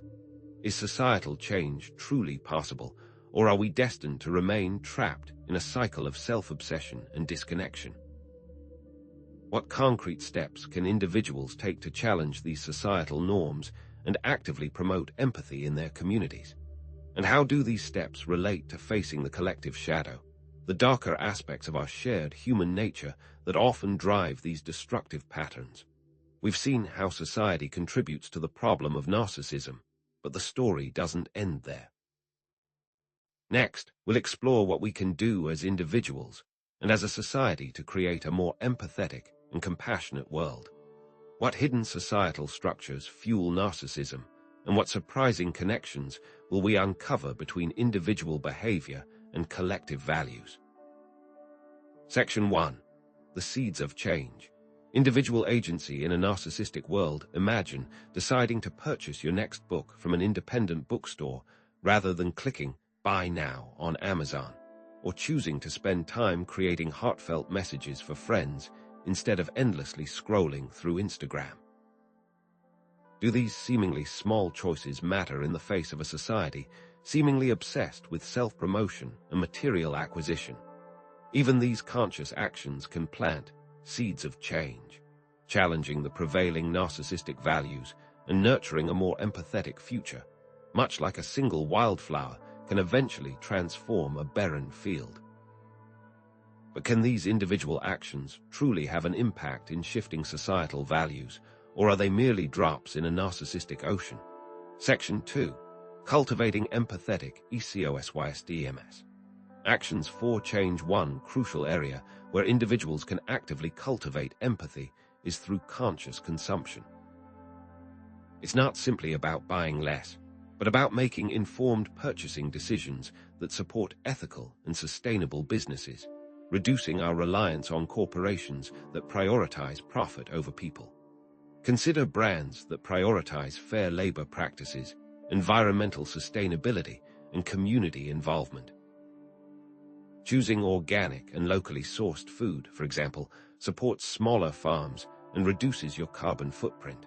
But how can one be sure of their ethicality and navigate the complexities of the modern market to make truly ethical purchases, free from the manipulative tactics of greenwashing? Mindful social media use is another potent tool for fostering empathy. Instead of using platforms for self-promotion and comparison, strive to use them in a way that promotes connection and empathy. Curate your feed to include diverse voices and perspectives, engage in meaningful conversations, and resist the urge to seek validation through likes and followers. Share content that inspires, educates, or promotes social good. Challenge yourself to spend less time passively consuming content and more time actively connecting with others. But how can one avoid the addictive nature of these platforms and engage on social media in a truly healthy and balanced way without falling into patterns of comparison and self-doubt? Fostering community is also essential for cultivating empathy. Actively participate in local community initiatives, support your neighbors, volunteer your time, and build relationships with people from diverse backgrounds. Attend local events, join community organizations, or simply strike up conversations with people you meet in your neighborhood. Creating spaces for genuine connection and empathy allows you to see the world through different eyes and break down the barriers of prejudice and misunderstanding. What does true community look like in today's increasingly disconnected society?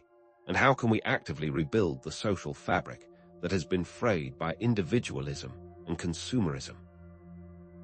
Furthermore, practicing active listening and empathy in conversations is vital. Make a conscious effort to truly listen to others without judgment, seeking to understand their perspective and validate their feelings, even when you disagree with them. Put aside your own agenda and focus on fully hearing what the other person is saying. Ask clarifying questions, summarize their points to ensure understanding, and express empathy for their experiences. Practice seeing the world through their eyes and acknowledge the validity of their emotions. How can we cultivate the capacity for deep listening and improve our communication skills, allowing us to truly connect with others on a human level?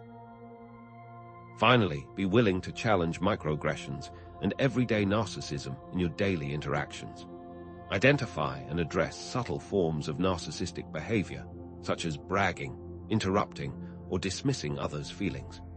Assertively address these behaviors without escalating conflict, setting clear boundaries, and communicating your expectations for respectful communication.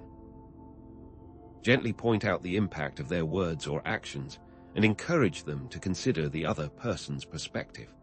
How can one address these issues with grace and compassion without causing further harm or defensiveness, thus creating safe spaces for open and honest dialogue?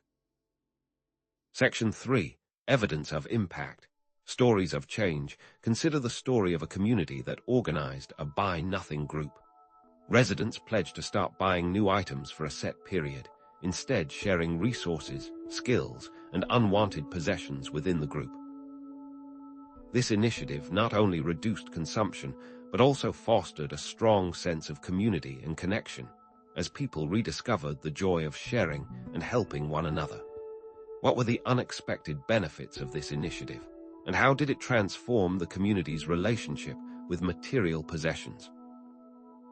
Another example is a social media campaign that promotes body positivity and challenges unrealistic beauty standards.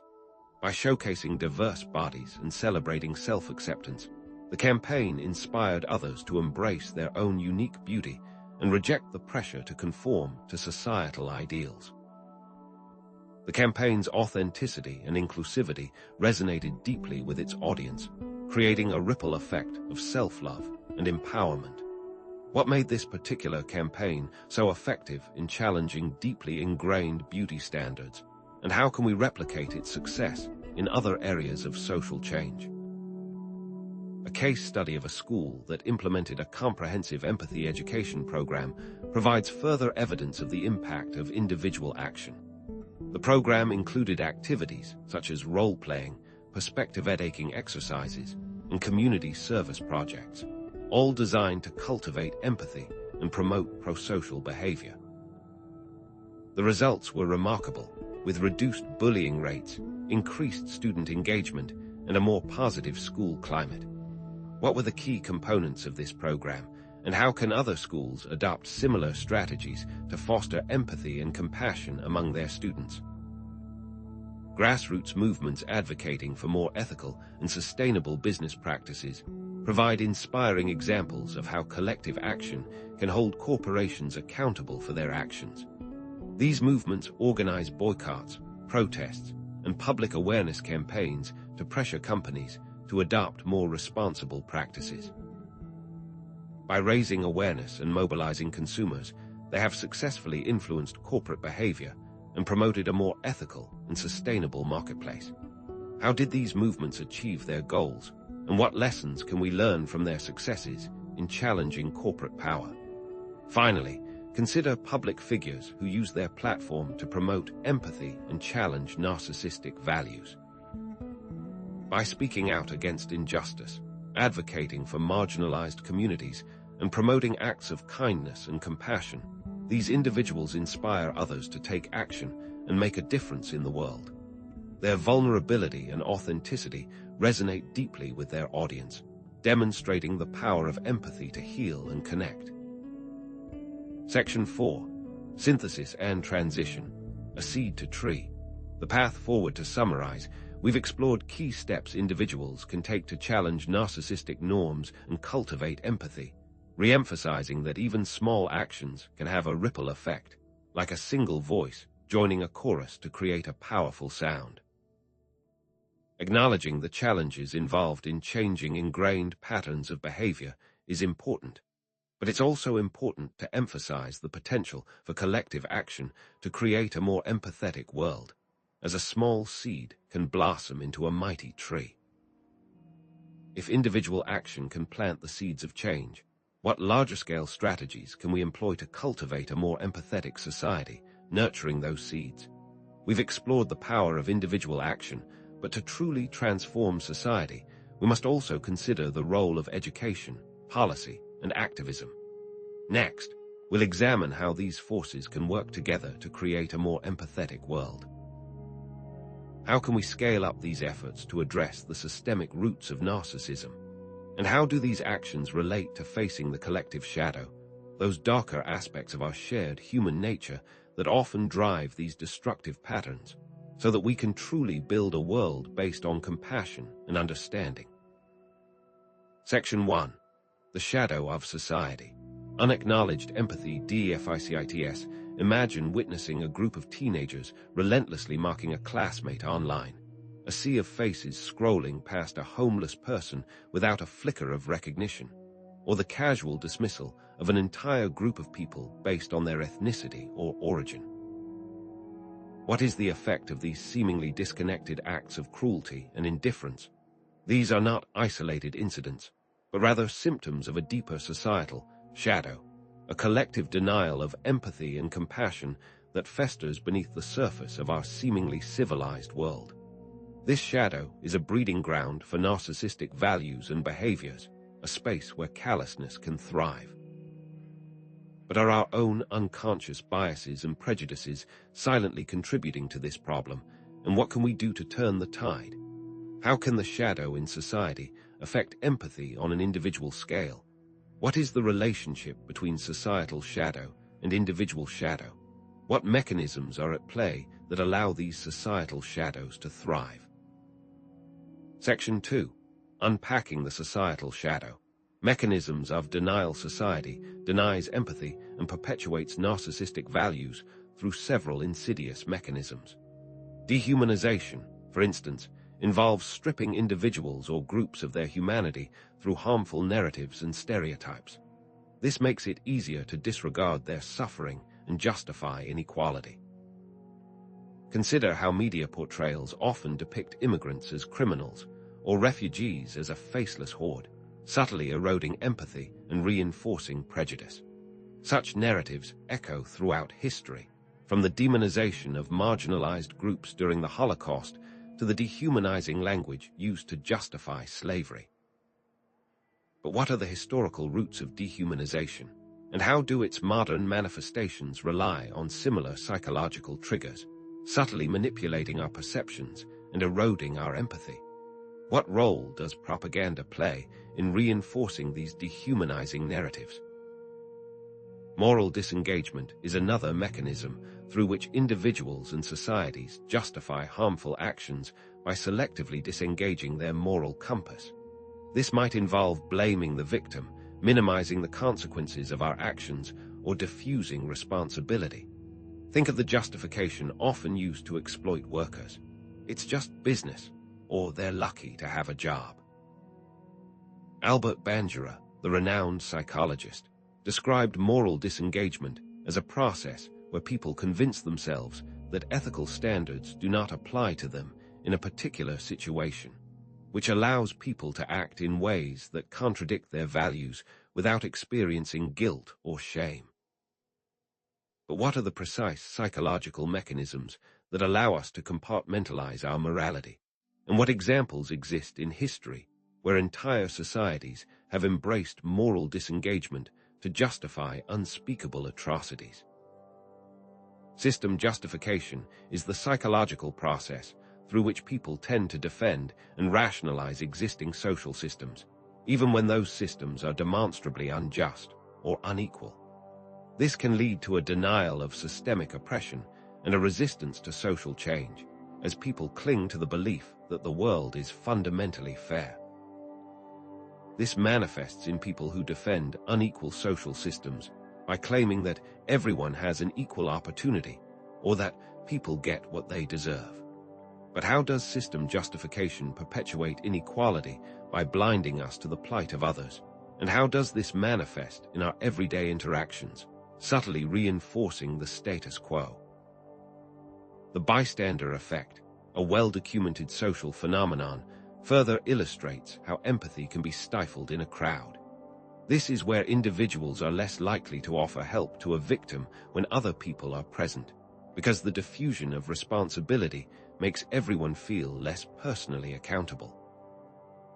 Imagine witnessing a violent crime in a public place, surrounded by other onlookers, each assuming that someone else will intervene. This diffusion of responsibility can lead to inaction, even in the face of blatant suffering. But how does this diffusion play out in modern times, especially in online environments where individuals can passively witness abuse without feeling compelled to act? Complicity represents the most insidious form of societal denial, where harmful actions become normalized through silent acquiescence. Society can normalize harmful actions by quietly going along with them, giving tacit approval to cruelty. Think of the way crimes committed by powerful members of society are often quietly swept under the rug, or how systemic injustices are tolerated because they benefit certain groups. This silent complicity allows narcissistic values to permeate the culture, creating a climate where empathy is seen as a weakness. Section 3. Evidence and examples of the societal shadow dehumanizing stereotypes are rampant in media and political discourse. Consider the rhetoric used to portray immigrants as criminals or the demonization of refugees fleeing war-torn countries. These narratives are designed to evoke fear and distrust, making it easier to justify discriminatory policies and practices. Moral disengagement is often evident in corporate settings, where executives may justify exploiting workers or polluting the environment by claiming that it's just business. This allows them to prioritize profits over ethical considerations, rationalizing their actions as necessary for economic success.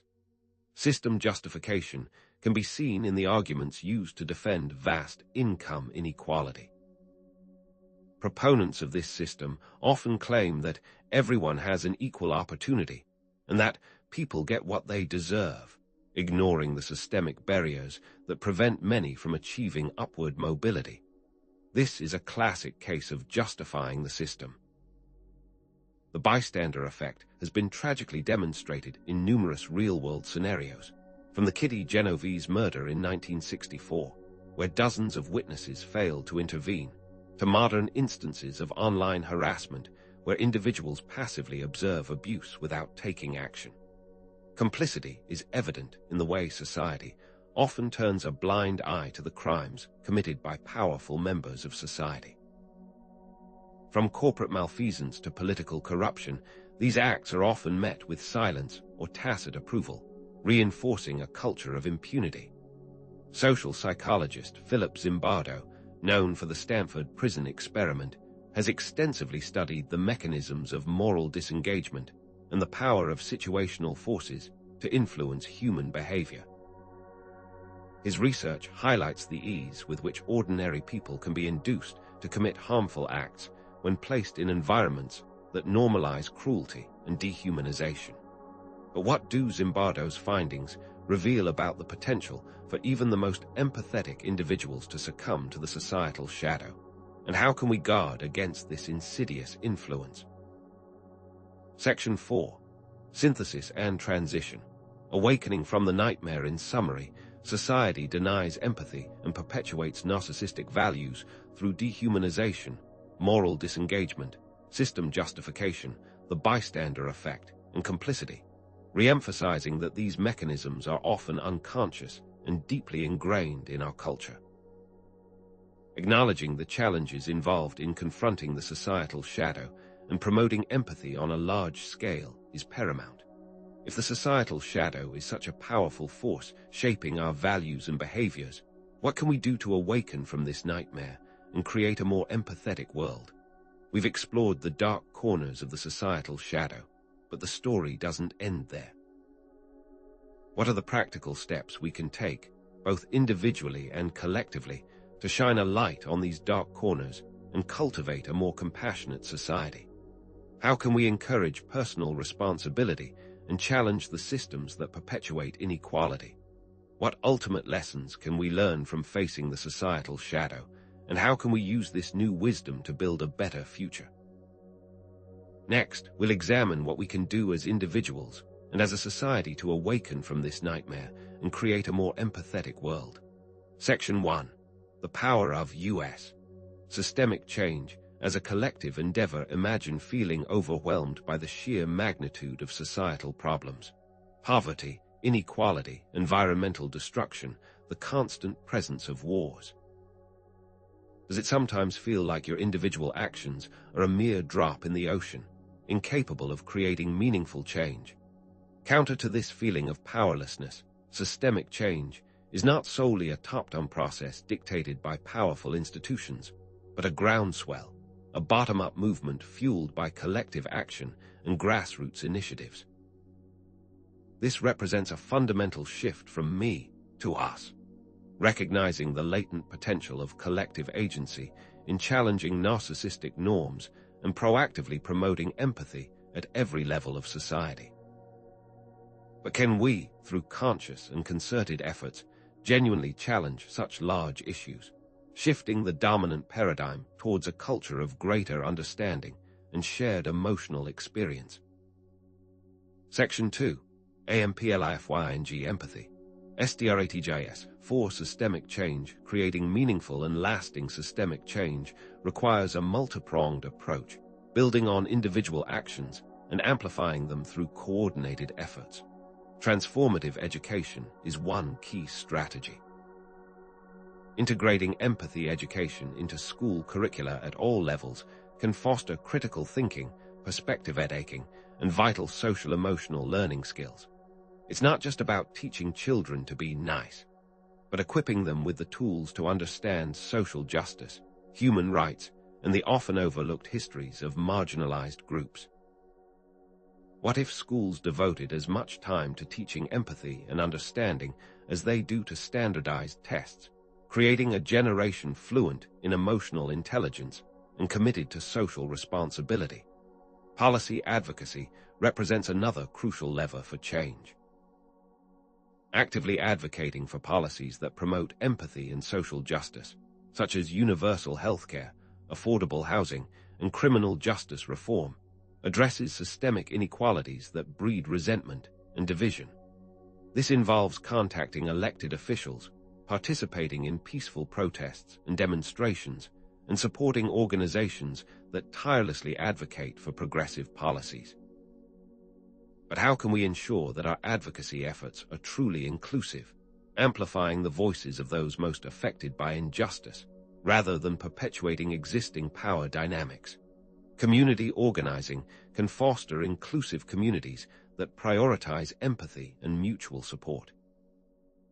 This involves creating safe spaces for dialogue, collaboration, and collective action, where individuals from diverse backgrounds can come together to address shared challenges and build a sense of belonging. What would our neighborhoods look like if every community center hosted regular empathy circles, fostering deeper connections and bridging divides? Media activism is also crucial in challenging narcissistic narratives and promoting empathy in the media landscape. This involves supporting independent media outlets, creating counter-narratives that humanize marginalized groups, and holding media corporations accountable for perpetuating harmful stereotypes. Think about the power of social media to amplify marginalized voices and challenge dominant narratives, but also the dangers of echo chambers and the spread of misinformation. How can we harness the power of media for good, promoting empathy and understanding in an increasingly fragmented and polarized world? Supporting grassroots movements offers another way to contribute. Grassroots movements are working to address systemic inequality and promote social justice at the local level. These movements are often led by those most affected by injustice, and they offer innovative solutions that are tailored to the specific needs of their communities. What if every person dedicated just a few hours a month to supporting these movements, amplifying their impact and contributing to a more just and equitable society? Section 3. Evidence of impact. Case studies in systemic change history offers countless examples of successful systemic change initiatives that demonstrate the power of collective action and empathy. The civil rights movement in the United States stands as a testament to the transformative power of collective action, policy advocacy, and transformative education in dismantling legal segregation and promoting racial equality. The movement employed strategies ranging from nonviolent protests and civil disobedience to legal challenges and voter registration drives. But what were the key ingredients that made the civil rights movement so successful? And what lessons can we learn from its successes and failures as we strive for social justice today? Consider the story of a community that successfully campaigned for affordable housing, highlighting the power of community organizing and policy advocacy. By uniting residents, activists, and local officials, they were able to overcome powerful opposition and secure funding for a new housing complex that provided safe, affordable homes for low-income families. But how did this community build such a strong coalition, and what strategies did they use to overcome the inevitable obstacles they faced? The Me Too movement serves as a powerful example of the impact of media activism in challenging sexual harassment and promoting gender equality. By sharing their stories of abuse and holding powerful men accountable for their actions, survivors sparked a global conversation about sexual violence and created a culture of greater awareness and accountability. But how has this movement affected empathy, and what steps can we take to ensure that it leads to lasting change? Several countries have implemented successful empathy education programs that demonstrate the positive impact on school climate and student behavior. These programs typically involve teaching children about emotions, perspective taking, and conflict resolution skills. What are the key elements of these programs, and how can we replicate their success in other communities? Mutual aid groups demonstrate how average citizens can assist vulnerable populations and encourage empathy by sharing resources and skills. These actions can foster human connection. But how can these decentralized efforts be scaled up and sustained over the long term, and how can we ensure that they reach those most in need? Social scientists and political scientists have extensively studied the effectiveness of these strategies. Their findings confirm that collective action, policy advocacy, community organizing, and media activism can all contribute to meaningful systemic change. Section 4. Synthesis and Transition. The Heart of the Home. Nurturing empathy at the family level. In summary, creating systemic change necessitates collective action, sustained effort, and an unwavering commitment to empathy and social justice. These strategies often demand challenging entrenched power structures and overcoming resistance to change. Systemic changes require the engagement of those in society with both empathy and power, working together. But if systemic change requires collective action and an alignment of empathy and influence, where does it all begin? While collective action is essential for addressing societal evil problems, empathy starts much closer to home. We've explored the power of collective action to create systemic change, but to truly transform society, we must also cultivate empathy in our own families and close relationships. Next, we'll examine how we can nurture empathy at the most fundamental level in the heart of the home. How do these efforts influence our children? What is the ultimate hope for the future? What is the effect when those in positions of power and influence also have empathy? This will be the ultimate, last piece in the puzzle. Imagine a young child, eyes brimming with hope, eagerly showing a drawing to a parent, only to be met with a dismissive glance or a perfunctory, "That's nice." What happens to that child's developing sense of self, their budding creativity, their innate capacity for empathy when their emotional bids are consistently ignored or invalidated? The seeds of narcissistic traits and empathy deficits are often sown in the fertile ground of early childhood, within the intricate tapestry of family dynamics.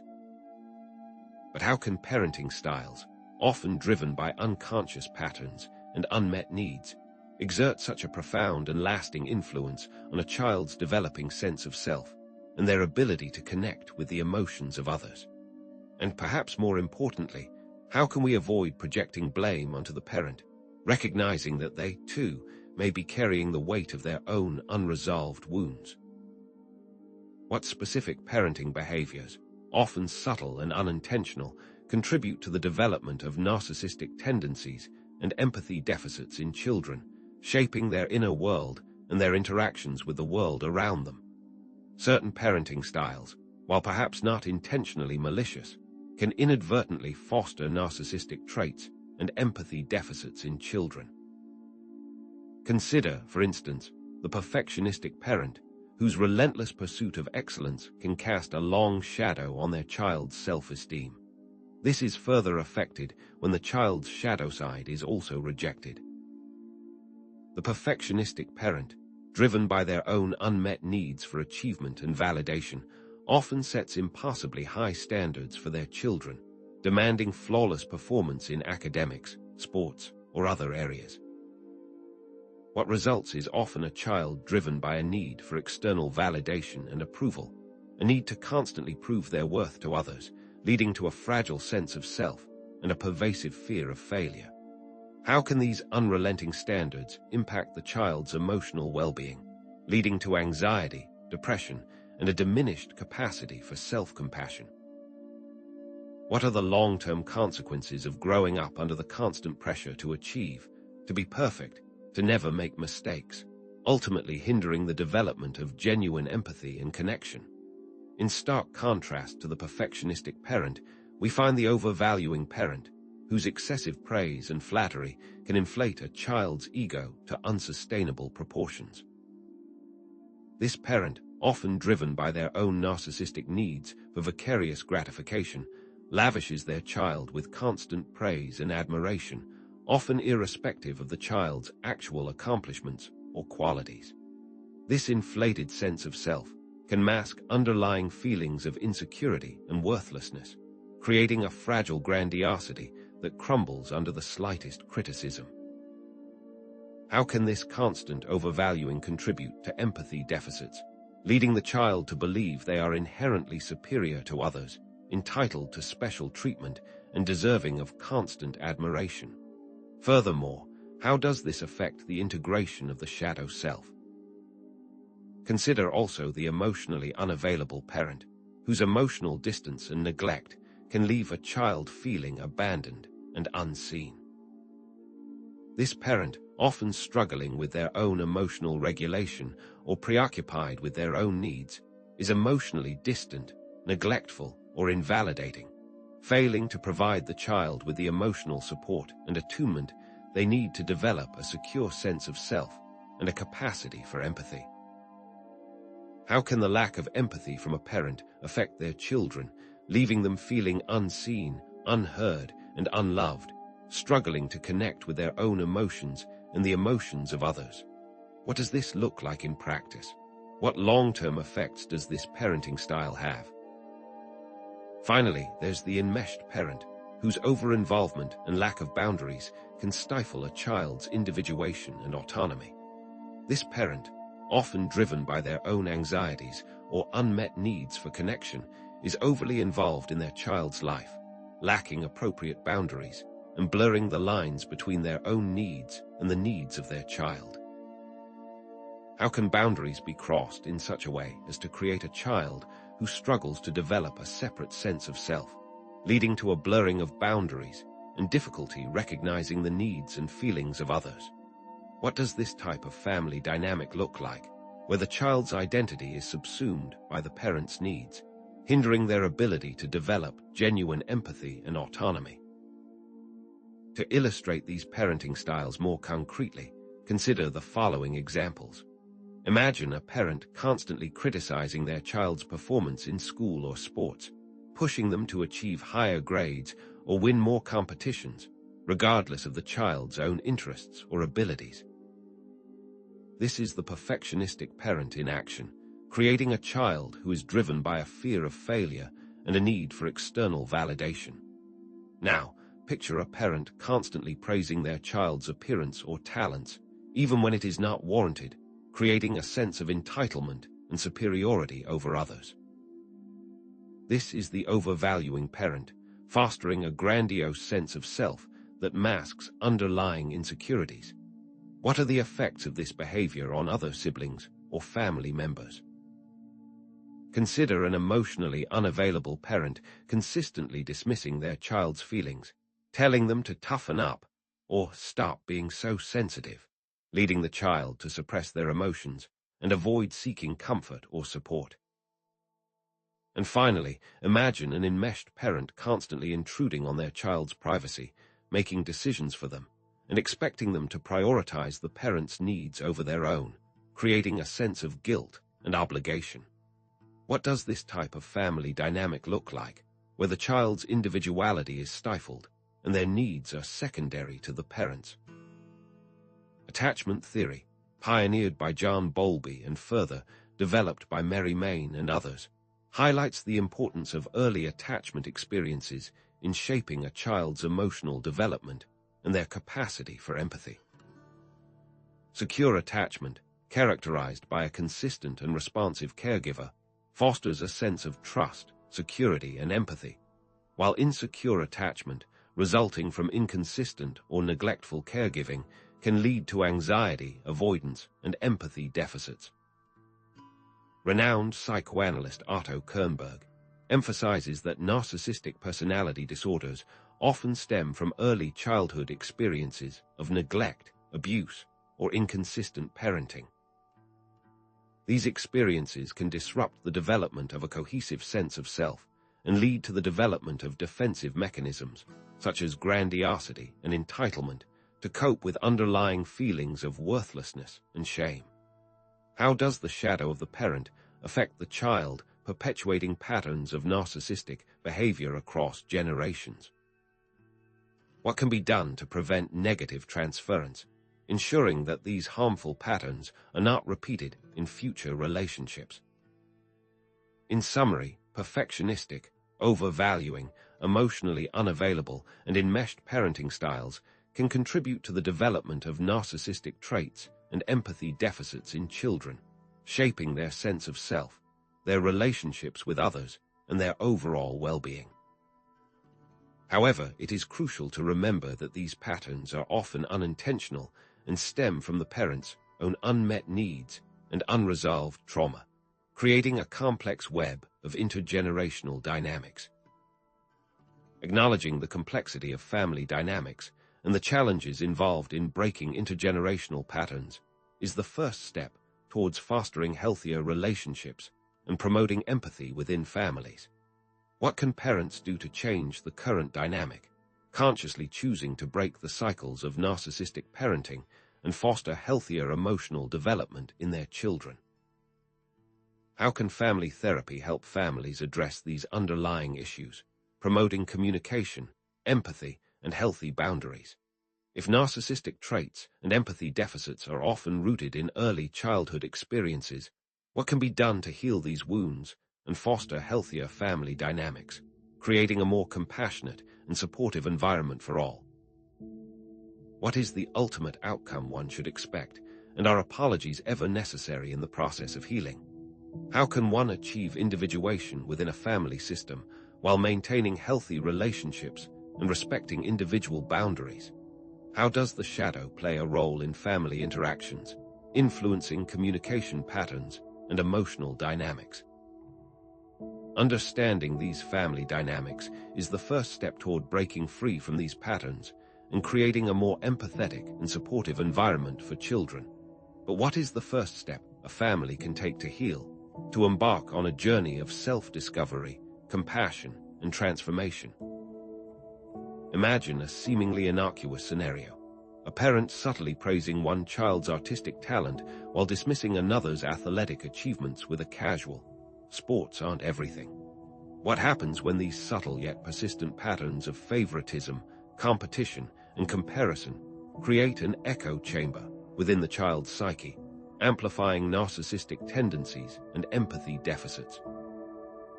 While such behaviors are rarely intentional, often stemming from the parents' own unresolved wounds and insecurities, the results can be devastating. How can one identify if such behavior is present within a family unit, subtly shaping the dynamics between parents and children? What defense mechanisms are often employed by family members to cope with these imbalances, masking the underlying pain and resentment? And perhaps most crucially, can one parent effectively mitigate the damage caused by the other, providing a counterbalance to the narcissistic dynamic? Children who internalize these narcissistic dynamics from their parents often exhibit specific behaviors and patterns, playing out distinct roles within the family drama. Consider, for instance, the golden child, who is often showered with praise and admiration, fostering a sense of entitlement, grandiosity, and a marked lack of empathy towards their siblings or peers. This child may genuinely believe they are superior, deserving of special treatment, and immune to criticism. But how does the golden child internalize this experience, truly believing in their own inflated self-image? Is this grandiosity merely a facade, masking deep-seated insecurities and a fear of losing their privileged position? On the other hand, there's the scapegoat, who internalizes feelings of worthlessness, shame, and resentment, often leading to self-destructive behaviors or a tendency to project their anger and pain onto others.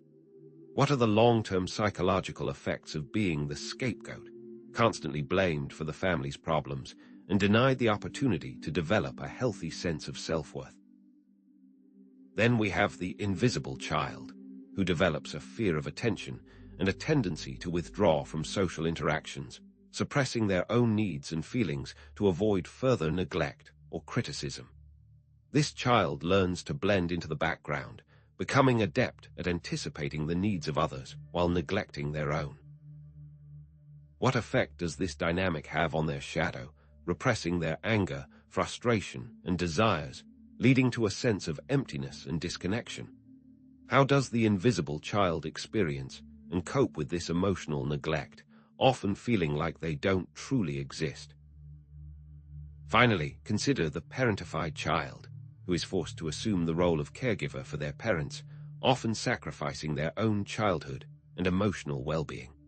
These children are often left with trauma and/or attachment disorders. What are the long-term consequences of this role reversal, leaving them feeling burdened, resentful, and unable to form healthy relationships in adulthood? To illustrate the impact of these family dynamics, let's consider a few case studies. Imagine two siblings, one consistently praised for their academic achievements, while the other is constantly criticized for their lack of ambition. This constant comparison fosters a lifelong pattern of competition and resentment, undermining their ability to form a genuine bond. How does this type of system eventually break down, often leading to estrangement and bitterness? Another example is a child raised by a parent who is emotionally distant and unavailable, struggling to form healthy relationships and connect with their own emotions. This emotional neglect leads to a pattern of self-isolation and emotional emptiness, hindering their ability to experience joy, intimacy, and genuine connection. How can the impact on their shadow be addressed, allowing them to reclaim their emotions and embrace their authentic self? Consider also a child who only receives love and approval from their parent when they meet certain expectations or achieve certain goals, leading to a fear of failure and a constant need for external validation. This conditional love creates a deep-seated sense of insecurity and a belief that their worth is contingent upon their achievements. How does this type of parenting style affect a child's adult relationships, leading them to seek constant reassurance and approval from their partners, perpetuating a cycle of anxiety and dependence? What about the parentified child, who is a caregiver for their parents? How does this traumatic experience manifest in adulthood?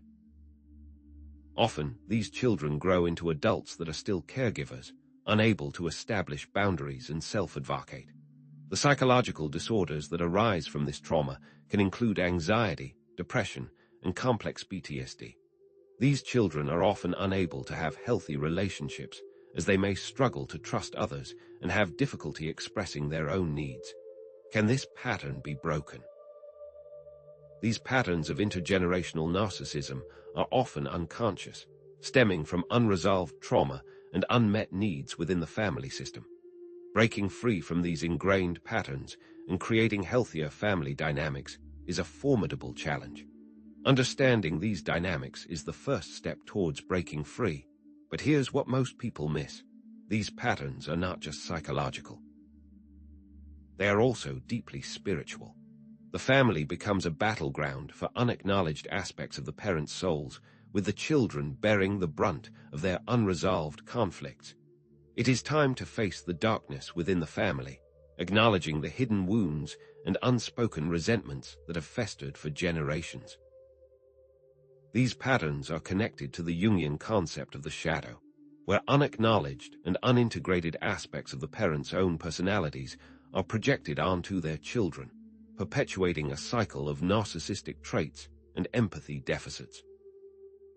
Is it possible to heal these family wounds and create a more empathetic and supportive environment for future generations if these patterns are so deeply ingrained?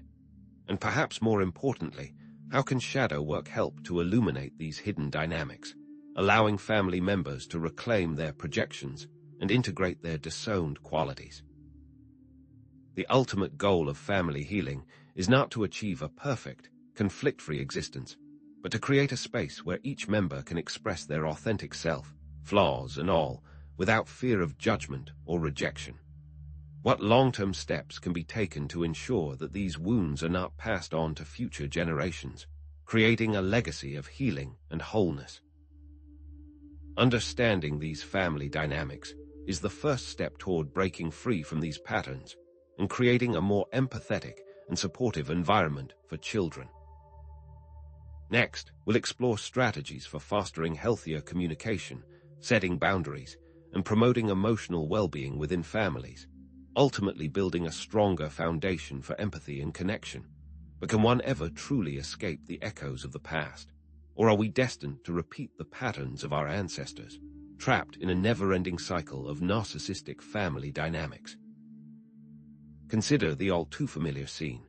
A holiday dinner where forced smiles mask years of unspoken resentments, where certain family members are subtly demeaned, and where explosive topics like past traumas or financial failures are strictly off-limits. What festers beneath this veneer of normalcy, shaping the emotional landscape of the entire family system?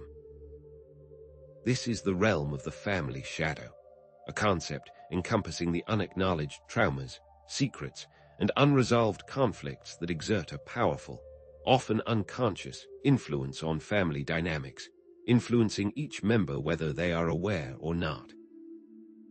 But how does one begin to dismantle the impact of this shadow, even though the process may be painful, challenging, and potentially disruptive to the carefully constructed facade of family harmony? Is such an undertaking even possible, or are we destined to forever repeat the patterns of our ancestors, blindly enacting their unresolved dramas?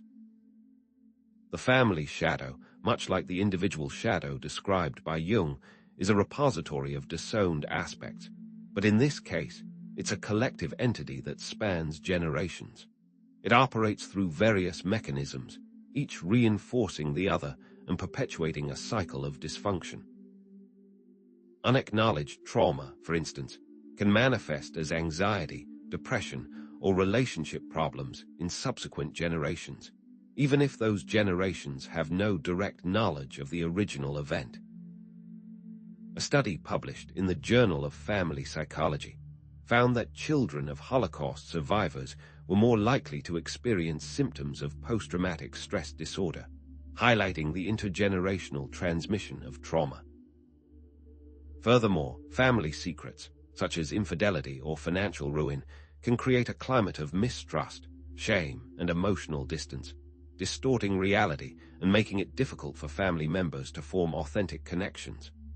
Why is it that these secrets are so damaging, even when the details are unknown, and how do they create an environment of unspoken tension and suspicion? What happens when a family member stumbles upon one of these long-held secrets, shattering the carefully constructed illusion of family harmony and triggering a cascade of emotional consequences? Unresolved conflicts, long-standing disagreements that are never properly addressed, can fester in the family shadow, creating a climate of resentment, bitterness, and emotional gridlock. This often manifests as passive-aggressive behavior or outright hostility, poisoning the family atmosphere and preventing genuine connection.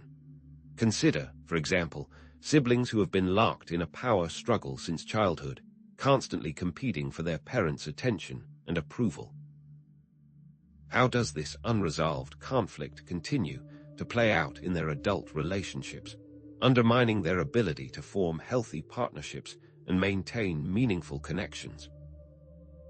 Repressed emotions, particularly in families that discourage the expression of certain feelings like anger, sadness, or fear, can lead to emotional suppression and a buildup of tension in the family shadow, leading to physical symptoms, behavioral problems, or an inability to regulate emotions effectively.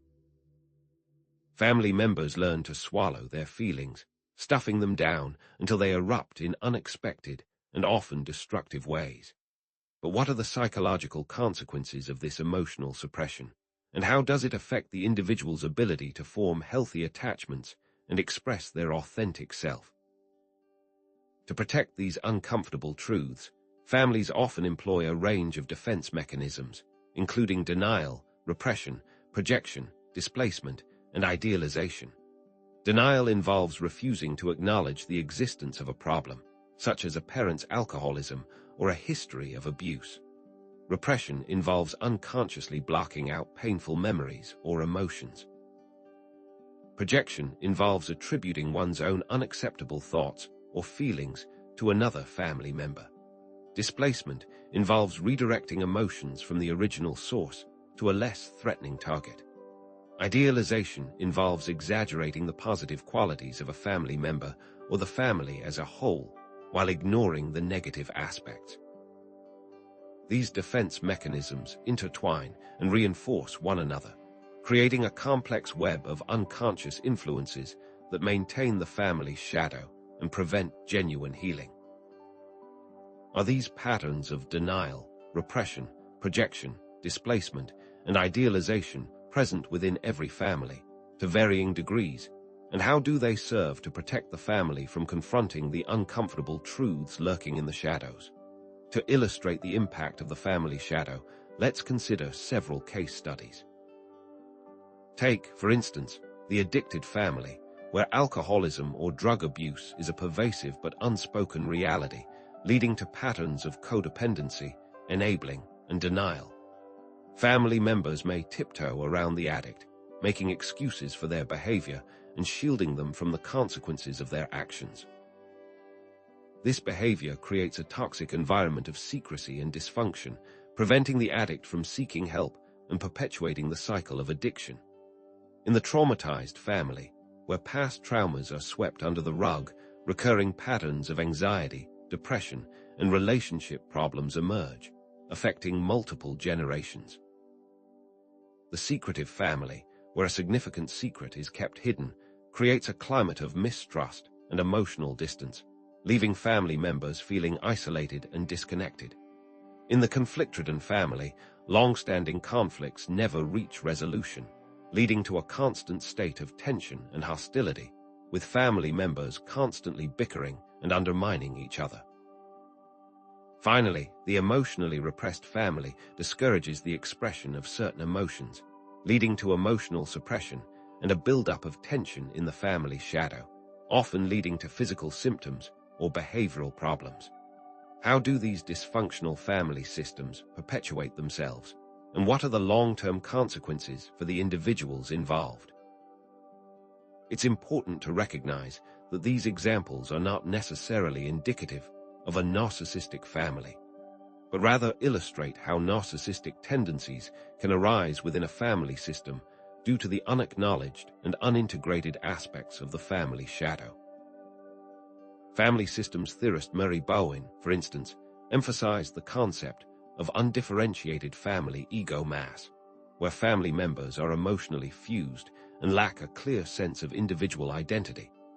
This fusion can lead to patterns of triangulation, where two family members involve a third in their conflict, creating a stable but dysfunctional dynamic.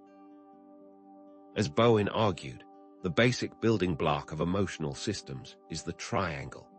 How does this process damage empathy, leading family members to prioritize their own needs and feelings over those of others, and what steps can be taken to break free from these damaging patterns? What are the specific steps for identifying these shadow traits within one's own family, and what is the typical cycle of the shadow, from its initial formation to its perpetuation across generations? In essence, the family shadow is a powerful force that can shape individual development and family relationships across generations. Confronting the family shadow is the first step toward healing, but it is not without its challenges, as it requires courage, honesty, and a willingness to disrupt the status quo. Understanding these dynamics is crucial for breaking free from these patterns and creating a more empathetic and supportive environment for future generations. Moreover, the family shadow is connected to the broader societal shadow, where unresolved traumas and conflicts within families can contribute to larger-scale societal problems, affecting empathy outside T-Doctor family system. Dr. Gabor Mate, a renowned expert on trauma and addiction, argues that the question is not why the addiction, but why the pain. How are these problems amplified as they spread from the family to the wider community? And what are the implications for our collective well-being? If the family shadow is such a powerful force, what practical steps can be taken to begin the process of shadow work within families, and how can this lead to greater empathy and compassion? Confronting the shadow can indeed lead to light, as Jung himself suggested, but the process is often fraught with peril and requires careful guidance and support. How does this type of shadow work relate to past trauma, and what are the potential risks of uncovering painful memories and emotions without adequate preparation? Where does the process start, and what should one expect along the way, knowing that it is not a linear path, but rather a cyclical journey of self-discovery and integration? as we turn our attention to specific strategies for promoting open communication, setting healthy boundaries, and fostering empathy and compassion within families, we must remember that this work is not about achieving perfection, but about creating a space where each member can be seen, heard, and valued for their authentic self, flaws and all. In an effort to finally face the family shadow and integrate it into the family dynamic to enable the family members to develop empathy. The ultimate goal is to foster healthy communication, setting boundaries, and promoting emotional well-being within families, ultimately building a stronger foundation for empathy and connection. But are such lofty goals attainable, or are we forever destined to be haunted by the ghosts of our family's past? Consider a scene. A person, Sarah, finally gathers the courage to confide in her mother about feeling overwhelmed at work, juggling multiple projects and struggling with a demanding boss. Instead of empathy or validation, Sarah's mother replies, "Oh, honey, you're just too sensitive. Back in my day, we worked twice as hard and didn't complain. You need to toughen up. It's not that bad." While families are ideally sources of validation and unwavering support, how do communication styles, meant to bond us, become weapons that inflict emotional pain within the family unit, slowly dimming the light of empathy? How do family members come to question themselves, their perceptions, and their very sanity within the supposed safe haven of their own families? One key communication style that contributes to narcissistic family dynamics is invalidation. This involves consistently dismissing, minimizing, or denying a family member's feelings. Remarks such as "you're too sensitive," "that's not a big deal," or "you're imagining things," can have a profound and damaging impact. When a person's emotions are repeatedly invalidated, they begin to doubt their own perceptions, leading to a diminished sense of self-worth and an erosion of their ability to trust their own experiences. It's like being told that the sky isn't blue when you can clearly see it is, creating a deep sense of confusion and distrust. How does this constant undermining of one's emotional reality affect the psyche, leading to anxiety, depression, and a pervasive sense of isolation? Another insidious communication style is gaslighting, subtly manipulating a family member's sense of reality through denial, distortion, or outright lies. Phrases like "that never happened," "you're remembering it wrong," or "you're crazy" are hallmarks of this tactic. Gaslighting creates a climate of confusion, self-doubt, and dependence on the gaslighter's version of reality. The victim begins to question their own memory, sanity, and ability to make sound judgments. It's a slow erosion of trust in oneself, leaving the individual vulnerable and dependent on the manipulator for validation. How can you identify gaslighting in a conversation, and what are the psychological strategies employed by gaslighters to maintain their control over their victims? Criticism and blame represent another destructive communication pattern. Constant criticism, judgment, and blame-shifting can create a climate of fear and insecurity within a family, preventing members from expressing their true selves or taking healthy risks. When every action is scrutinized and met with negativity, individuals become afraid of making mistakes and expressing their opinions, leading to a stifling of creativity and authenticity. It's like walking on eggshells, constantly fearing the next critical remark or accusatory statement. How does this constant barrage of negativity impact self-esteem, and what are the long-term consequences of growing up in an environment where criticism and blame are the norm? Emotional blackmail involves using guilt, threats, or manipulation to control a family member's behavior. Phrases like, "if you really loved me, you would," "you're going to make me sick," or "I'll never forgive you" are classic examples. This tactic undermines autonomy and creates a sense of obligation, trapping the individual in a cycle of guilt and resentment. It's like being held hostage by someone else's emotions, forced to comply with their demands to avoid their disapproval or anger. How can one recognize emotional blackmail, and what are the psychological mechanisms that make individuals susceptible to this form of manipulation? Finally, Grandstanding and interruption occur when one family member dominates conversations, constantly interrupting others and showcasing their own achievements and opinions. This creates a sense of being unheard and devalued, leaving other family members feeling insignificant and unimportant. It is as if one person is at center stage, while everyone else is forced to be a member of the audience. How does constant grandstanding and interruption affect the self-esteem of those who are consistently silenced? And what are the long-term consequences of being made to feel invisible within one's own family? To illustrate these communication patterns, consider the following examples. A child confides in a parent about being bullied at school, only to be told that they are too sensitive and need to toughen up, failing to validate the child's emotional experience and leaving them feeling isolated and misunderstood.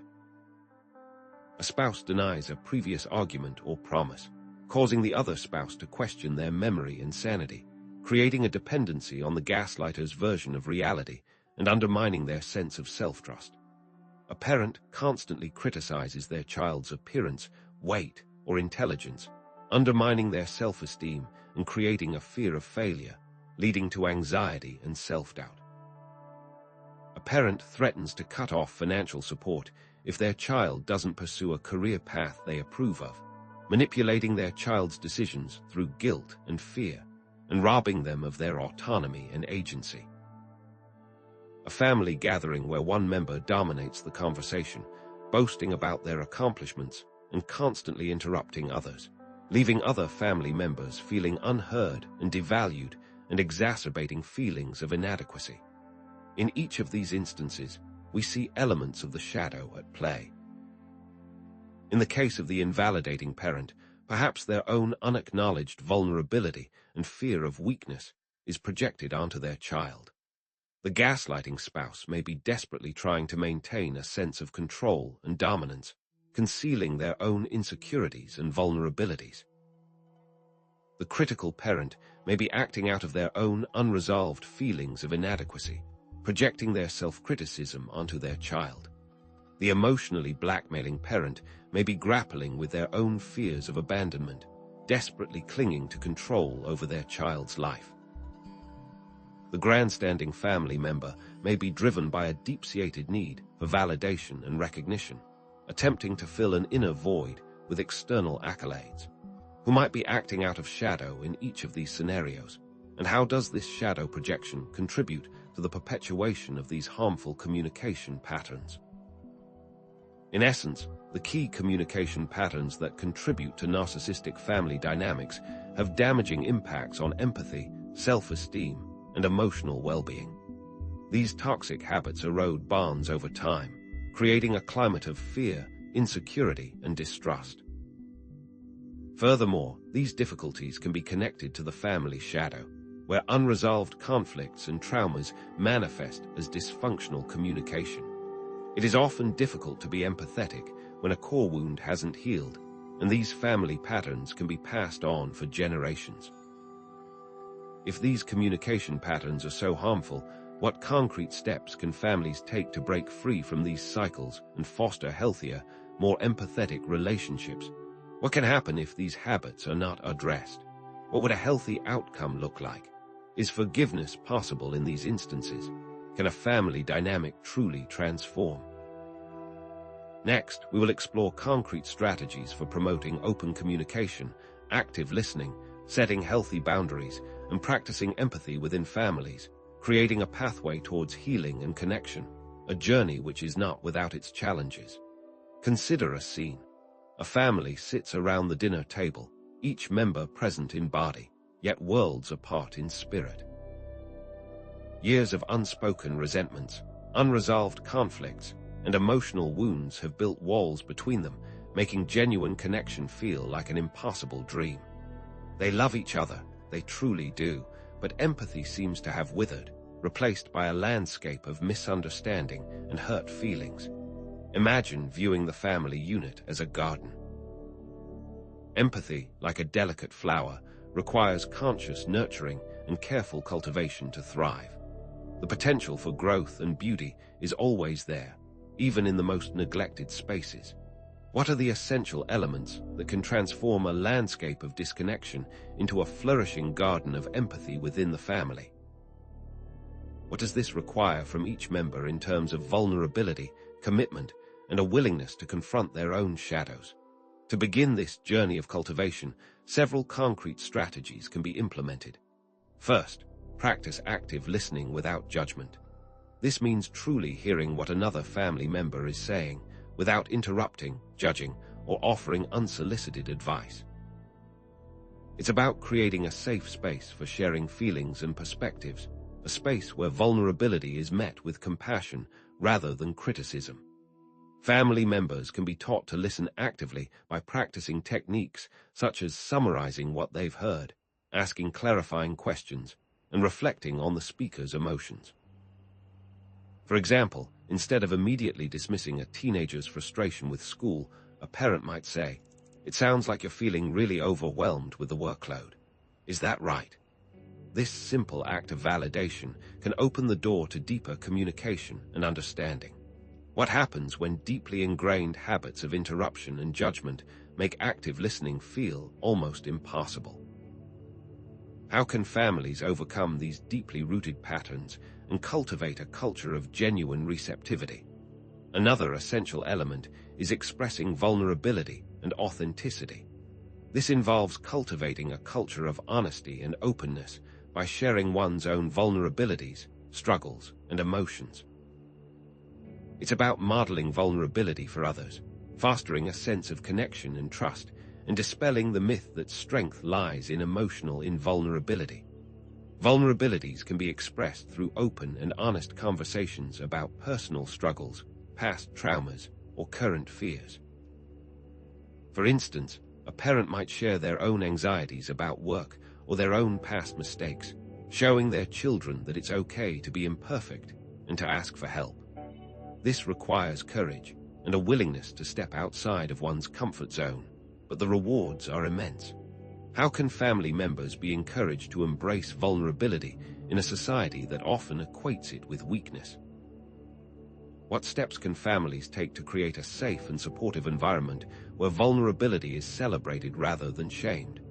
Furthermore, practicing forgiveness and compassion is essential for nurturing empathy within the family. This involves learning to forgive past hurts, misunderstandings, and mistakes, releasing resentment and blame, and choosing compassion and understanding instead. Resentment, like a weed, can choke the life out of any relationship, preventing empathy from taking root. Specific techniques that aid forgiveness include acknowledging the pain that has been caused, expressing empathy for the other person's perspective, and making a conscious decision to release the anger and resentment. For example, a family member who has been hurt by another's actions might say, "I understand that you didn't mean to hurt me, and I forgive you. I hope we can move forward from this." However, the person needing forgiveness must also acknowledge their actions and make a sincere effort to change. What happens when forgiveness feels impossible, when the hurt is too deep or the betrayal too great? How can families navigate these difficult situations and find a path towards healing and reconciliation? In addition to the points above, families can begin setting healthy boundaries with love, which is another critical aspect of fostering empathy. This involves establishing and respecting each other's boundaries, emotional, physical, and mental, fostering autonomy, and preventing emotional enmeshment. Healthy boundaries are essential for maintaining individual well-being and preventing resentment from building up.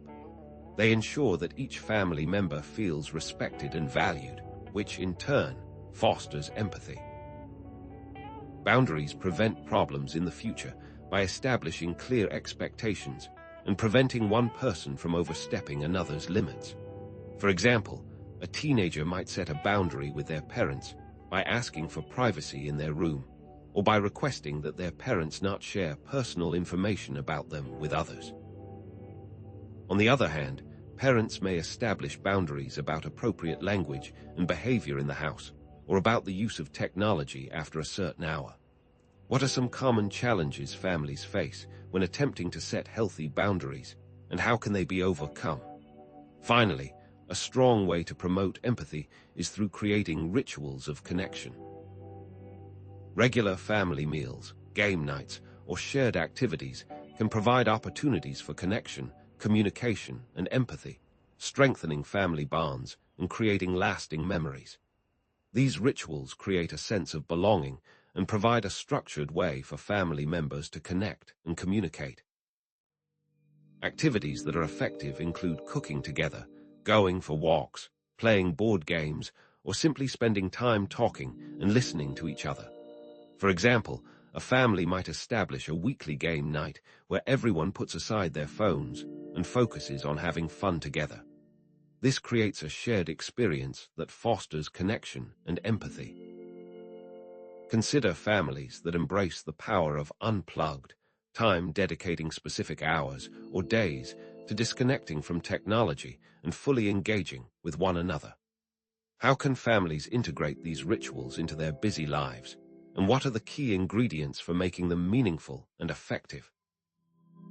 Additionally, how can families embrace differences and uniqueness by celebrating individual strengths and perspectives, fostering a culture of acceptance and appreciation? To illustrate these strategies, consider the following examples. One family starts each dinner with a feelings check-in, where each member shares one thing they are grateful for and one challenge they are facing. This simple exercise promotes empathy by creating a space for vulnerability and connection, allowing family members to support one another through difficult times and celebrate each other's successes. Another family has adopted a no-blame rule during conflicts, focusing on understanding each other's perspectives and finding solutions together, rather than assigning blame. This fosters empathy by shifting the focus from accusation to understanding, creating a more collaborative and supportive environment. One more family holds regular family meetings to discuss important issues, make decisions collaboratively, and address conflicts constructively, fostering open communication and shared responsibility. What happens, though, when a family decides to embark on an honest and vulnerable exploration of their history to heal generational trauma, beginning family shadow work? It is in this exploration of the family shadow that powerful healing can occur. Imagine a family discovering that their communication patterns are rooted in a history of emotional neglect or abuse. By acknowledging this painful legacy and working together to heal these wounds, they can break free from destructive patterns and create a more empathetic and supportive environment. Perhaps the feelings check-in exercise helps them uncover previously unspoken resentments or fears.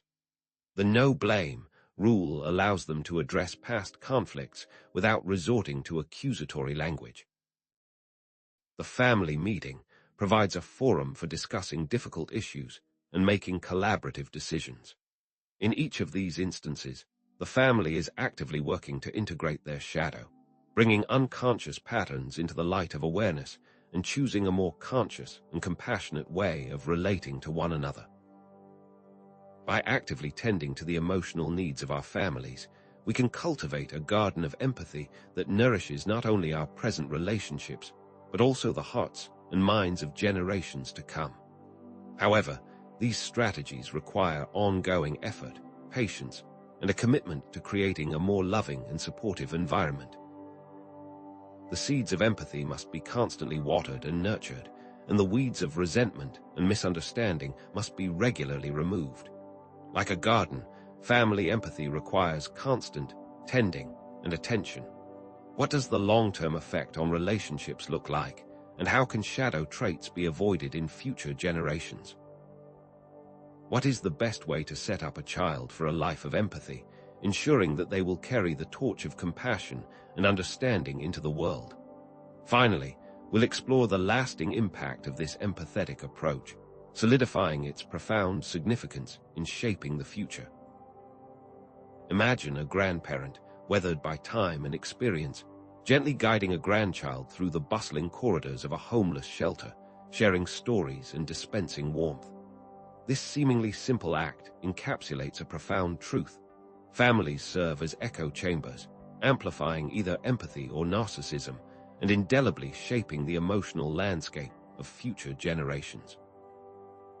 Even the subtlest acts of kindness, or indeed unkindness, reverberate through time, leaving an enduring imprint. But can an upbringing marred by trauma or neglect be overcome? Can the cycle of emotional deprivation be broken? The emerging field of ancestral healing suggests that by addressing unresolved wounds in our family lineage, we can unlock the potential for transformative change.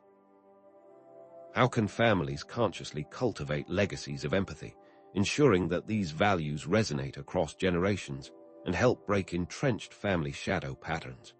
How do specific instances of a family member making an empathetic action affect a family system, sometimes for generations to come?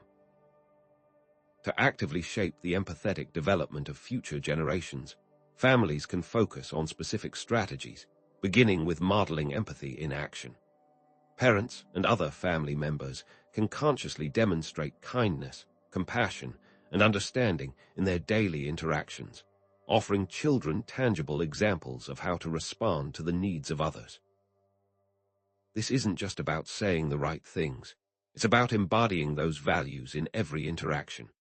Consistent modeling affects a child's brain development, shaping neural pathways that make empathetic responses more natural and automatic. For example, in a difficult situation, such as witnessing a classmate being bullied, a parent might intervene with compassion, explaining to their child why such behavior is harmful and offering support to the victim. This teaches the child not only to recognize injustice, but also to respond with empathy and courage. How does this consistent modeling affect a child's brain development, shaping neural pathways that make empathetic responses more natural and automatic?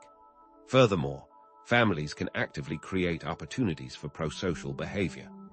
This can take many forms, from volunteering at a local soup kitchen to helping a neighbor with yard work or participating in community service projects. These experiences expose children and adolescents to different perspectives and needs, fostering a sense of social responsibility and connection. Prosocial behaviors impact a child's sense of self-worth, creating a virtuous cycle of positive action and emotional well-being.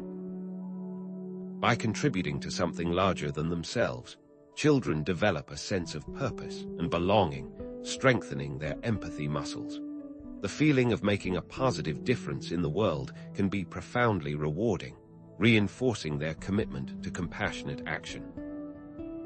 But how exactly do prosocial behaviors impact a child's sense of self-worth, particularly when they face personal challenges or feel disconnected from others? Another vital component is teaching emotional literacy. Parents can teach children to identify, understand, and express their own emotions and the emotions of others, equipping them with the foundational skills for empathy.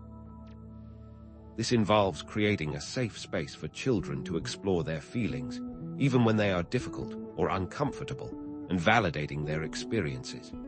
Emotional literacy empowers children to navigate complex emotional landscapes, both within themselves and in their relationships with others. Parents can help children navigate complex emotions by actively listening, offering comfort and support, and teaching them coping strategies such as mindfulness or deep breathing. Openly discussing their own emotions, parents model healthy emotional expression and create a culture of emotional safety within the family. How can parents help children navigate complex emotions such as grief, anger, or anxiety without minimizing their feelings or resorting to judgment? Moreover, families can promote perspective taking. Encourage children to consider different viewpoints, challenging their own assumptions and biases, and fostering a broader understanding of the world. This can be achieved through open-ended discussions, role-playing exercises, or exposure to diverse cultural experiences. Perspective taking helps children step outside of their own experiences and consider alternative viewpoints, fostering empathy and compassion. Families can encourage children to step outside of their own experiences and consider alternative viewpoints by asking questions such as, "How do you think that person is feeling?" Or, "What might be another way to look at this situation?" What real-world examples can illustrate this point, and how can they be used to spark meaningful conversations? Finally, families can discuss ethical dilemmas. Engaging in open and honest conversations about ethical dilemmas, exploring different values and perspectives, and promoting critical thinking about moral issues can encourage families to make empathic-centered decisions. By grappling with difficult questions together, families can cultivate a shared understanding of ethical principles and strengthen their commitment to compassionate action. This encourages critical thinking about moral issues and helps families make ethical decisions that align with their values. What age-appropriate examples can be used to spark these conversations, and how can families ensure that these discussions are respectful and productive? Consider the example of the philanthropic family. They established a foundation to support causes they care about, involving their children and grandchildren in the decision-making process and instilling a sense of social responsibility. The younger family members are actively involved in selecting grant recipients, visiting project sites, and learning about the challenges facing different communities. These actions profoundly influence the younger family members, shaping their values, fostering empathy, and instilling a deep sense of purpose. The children and grandchildren develop a passion for making a difference in the world, a commitment that is likely to continue for generations to come. Then consider the activist family. They have been actively involved in social justice movements for generations, passing down their passion for equality and justice to their children and grandchildren. This family has organized protests, advocated for policy changes, and worked to raise awareness about important social issues. The parents expose their children to diverse perspectives, encourage them to challenge injustice, and empower them to become agents of change. What specific strategies have they used to engage younger generations, and what impact has this had on their lives? One more example is that of the caregiving family. This family has a long history of caring for elderly or disabled family members, demonstrating compassion and commitment to those in need. The children grow up witnessing their parents and grandparents providing hands-on care, offering emotional support, and advocating for the well-being of their loved ones. This fosters a deep sense of compassion and a commitment to serving others. What are the challenges and rewards of this type of family legacy, and how does it shape the values and priorities of younger generations? Finally, consider the trauma-healing family. After generations of strife, this family sought therapy to understand their family system, enabling a more empathic future. The members began to understand the family system and how they were individually affected by it, allowing a more empathic future. By understanding these patterns, the family began to rewrite their story. These families overcame challenges by emphasizing shadow work, acknowledging and integrating difficult emotions and experiences. The long-term benefits of their actions on overall family relationships are undeniable, fostering deeper connection, greater resilience, and a stronger sense of purpose. As one family member put it, by embracing empathy as a core family value and actively modeling it in our lives, we can leave a lasting legacy of compassion for future generations, creating a more just and loving world for all. In essence, creating a legacy of empathy within families requires conscious intention, consistent action, and a commitment to challenging narcissistic tendencies and promoting compassion. The long-term benefits of these actions are far-reaching, strengthening family bonds, promoting individual well-being, and contributing to a more just and compassionate world. This leads us to re-emphasize the point that a single, more informed, empathic generation can rewrite the future, setting in motion a ripple effect of positive change. But how can we ensure that the lessons of empathy and compassion are passed down to future generations, creating a lasting legacy that transcends individual lifetimes? Next, we'll explore how we can expand this vision beyond our families and communities to create a more empathetic world for all, and why empathy is so vital in the first place. Imagine sharing a moment of profound joy or deep sorrow with someone, only to be met with a blank stare or a dismissive remark. The experience can be incredibly invalidating, leaving you feeling unseen and unheard.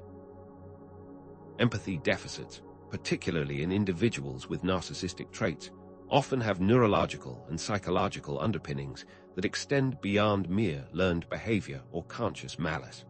We will explore how the brain's very wiring and early formative experiences shape our capacity for empathy. Are some brains more predisposed to narcissism and less for empathy? To what extent are empathy deficits predetermined, and how much is shaped by environmental factors, trauma, or a conscious choice to prioritize self-interest? The mirror neuron system, MNS, plays a crucial role in empathy, allowing us to mirror the emotions of others and experience them vicariously.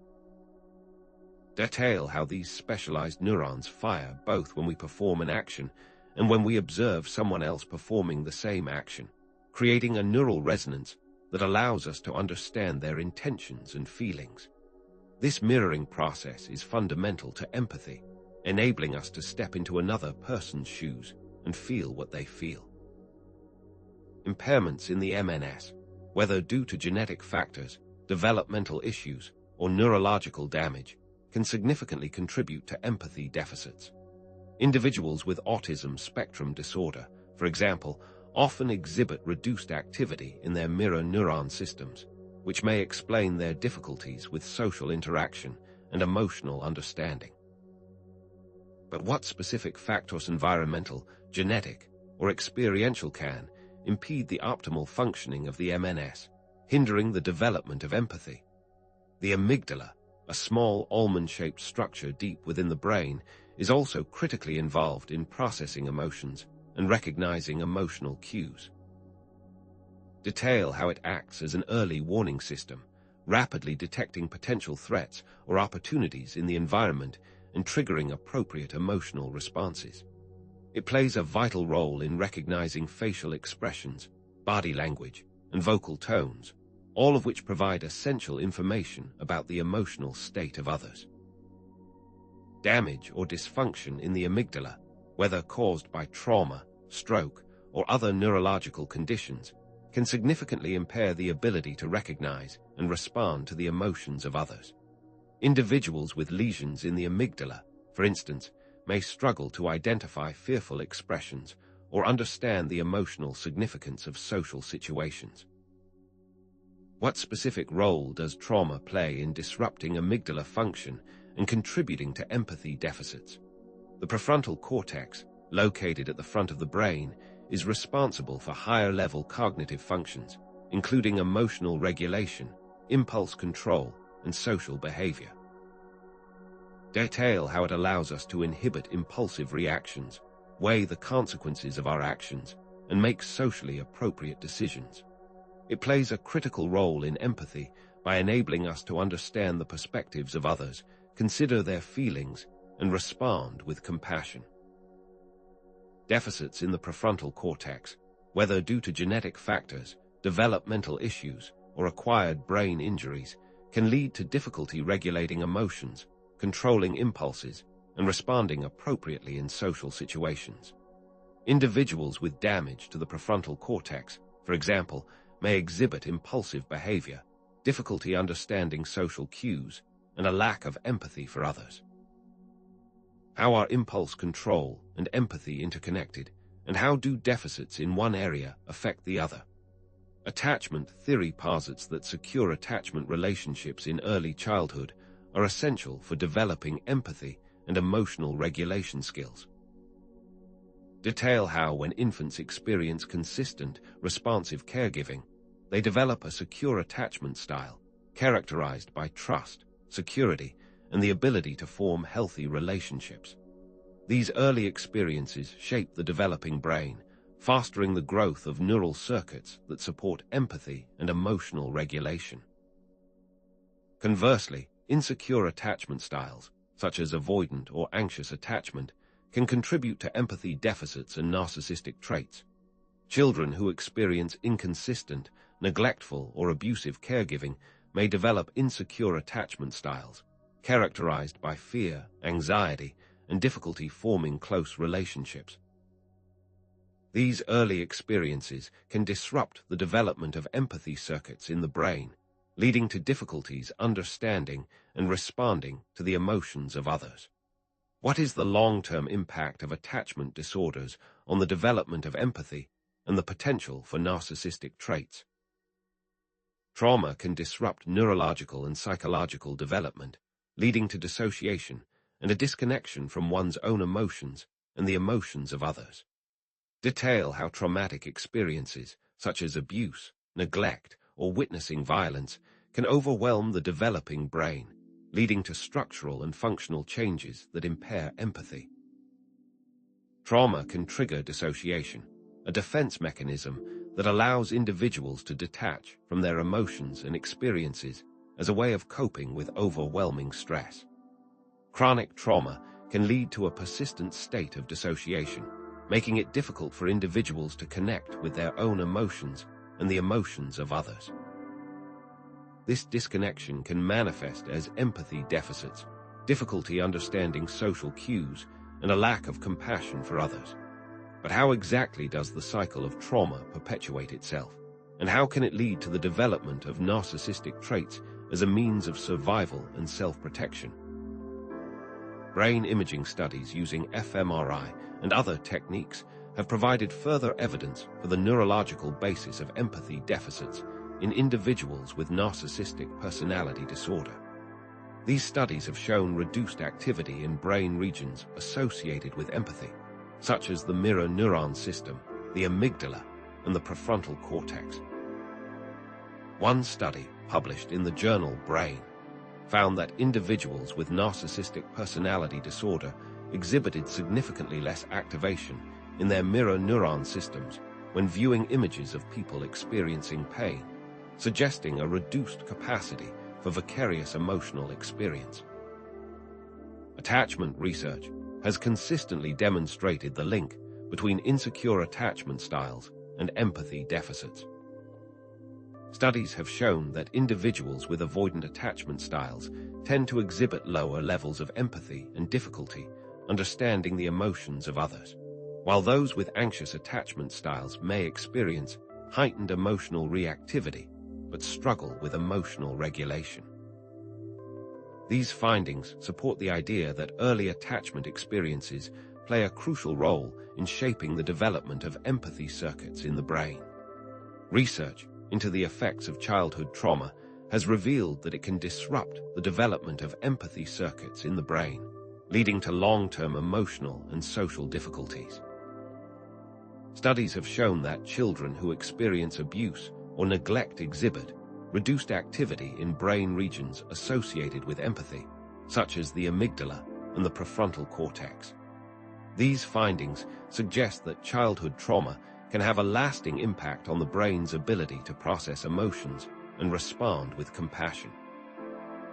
Consider the case of Sarah, a young woman who experienced severe childhood abuse and neglect.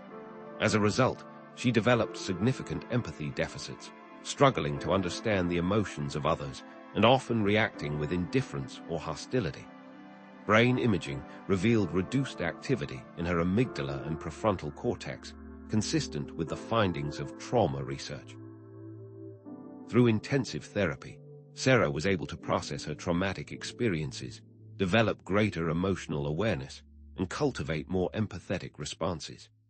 In essence, empathy deficits are rarely caused by a single factor, but rather by a complex interplay of neurological, psychological, and environmental vulnerabilities and experiences.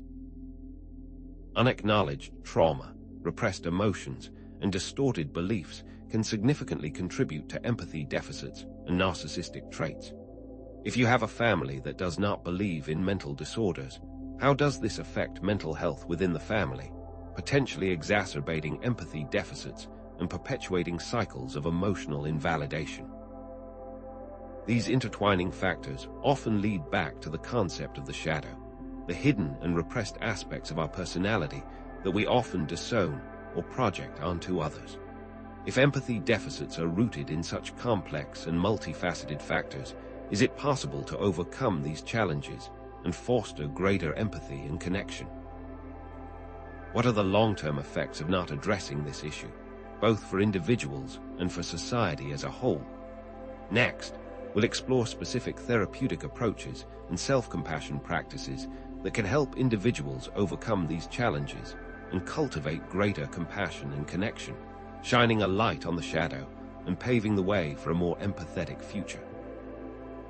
In conclusion, as we reach the end of our exploration into the intricate landscape of narcissism and empathy, it's important to acknowledge the complexity of the terrain we've traversed. We've navigated through neurological pathways, childhood experiences, shadow projections, and societal influences, each contributing to the tapestry of human behavior. Now, let's bring these threads together to weave a more complete picture. Our journey has taken us from defining narcissism as a distortion of empathy, a deviation from the natural human capacity to connect with others, to understanding its developmental roots in relational trauma, those early wounds that shape our emotional wiring. We've recognized the different masks of grandiose, vulnerable, and covert presentations, each a unique manifestation of underlying insecurities and unmet needs. We explored the societal influences shaping narcissistic tendencies, the cultural pressures that can exacerbate self-absorption and diminish compassion. We highlighted the importance of facing the shadow, both individually and collectively, acknowledging the darker aspects of our nature that we often disown or project onto others. And finally, we identified strategies for fostering empathy in families and communities, practical steps we can take to cultivate greater understanding and connection. It is a journey that is worth taking. Recall the opening question. Why do some people who crave the most empathy often give the least?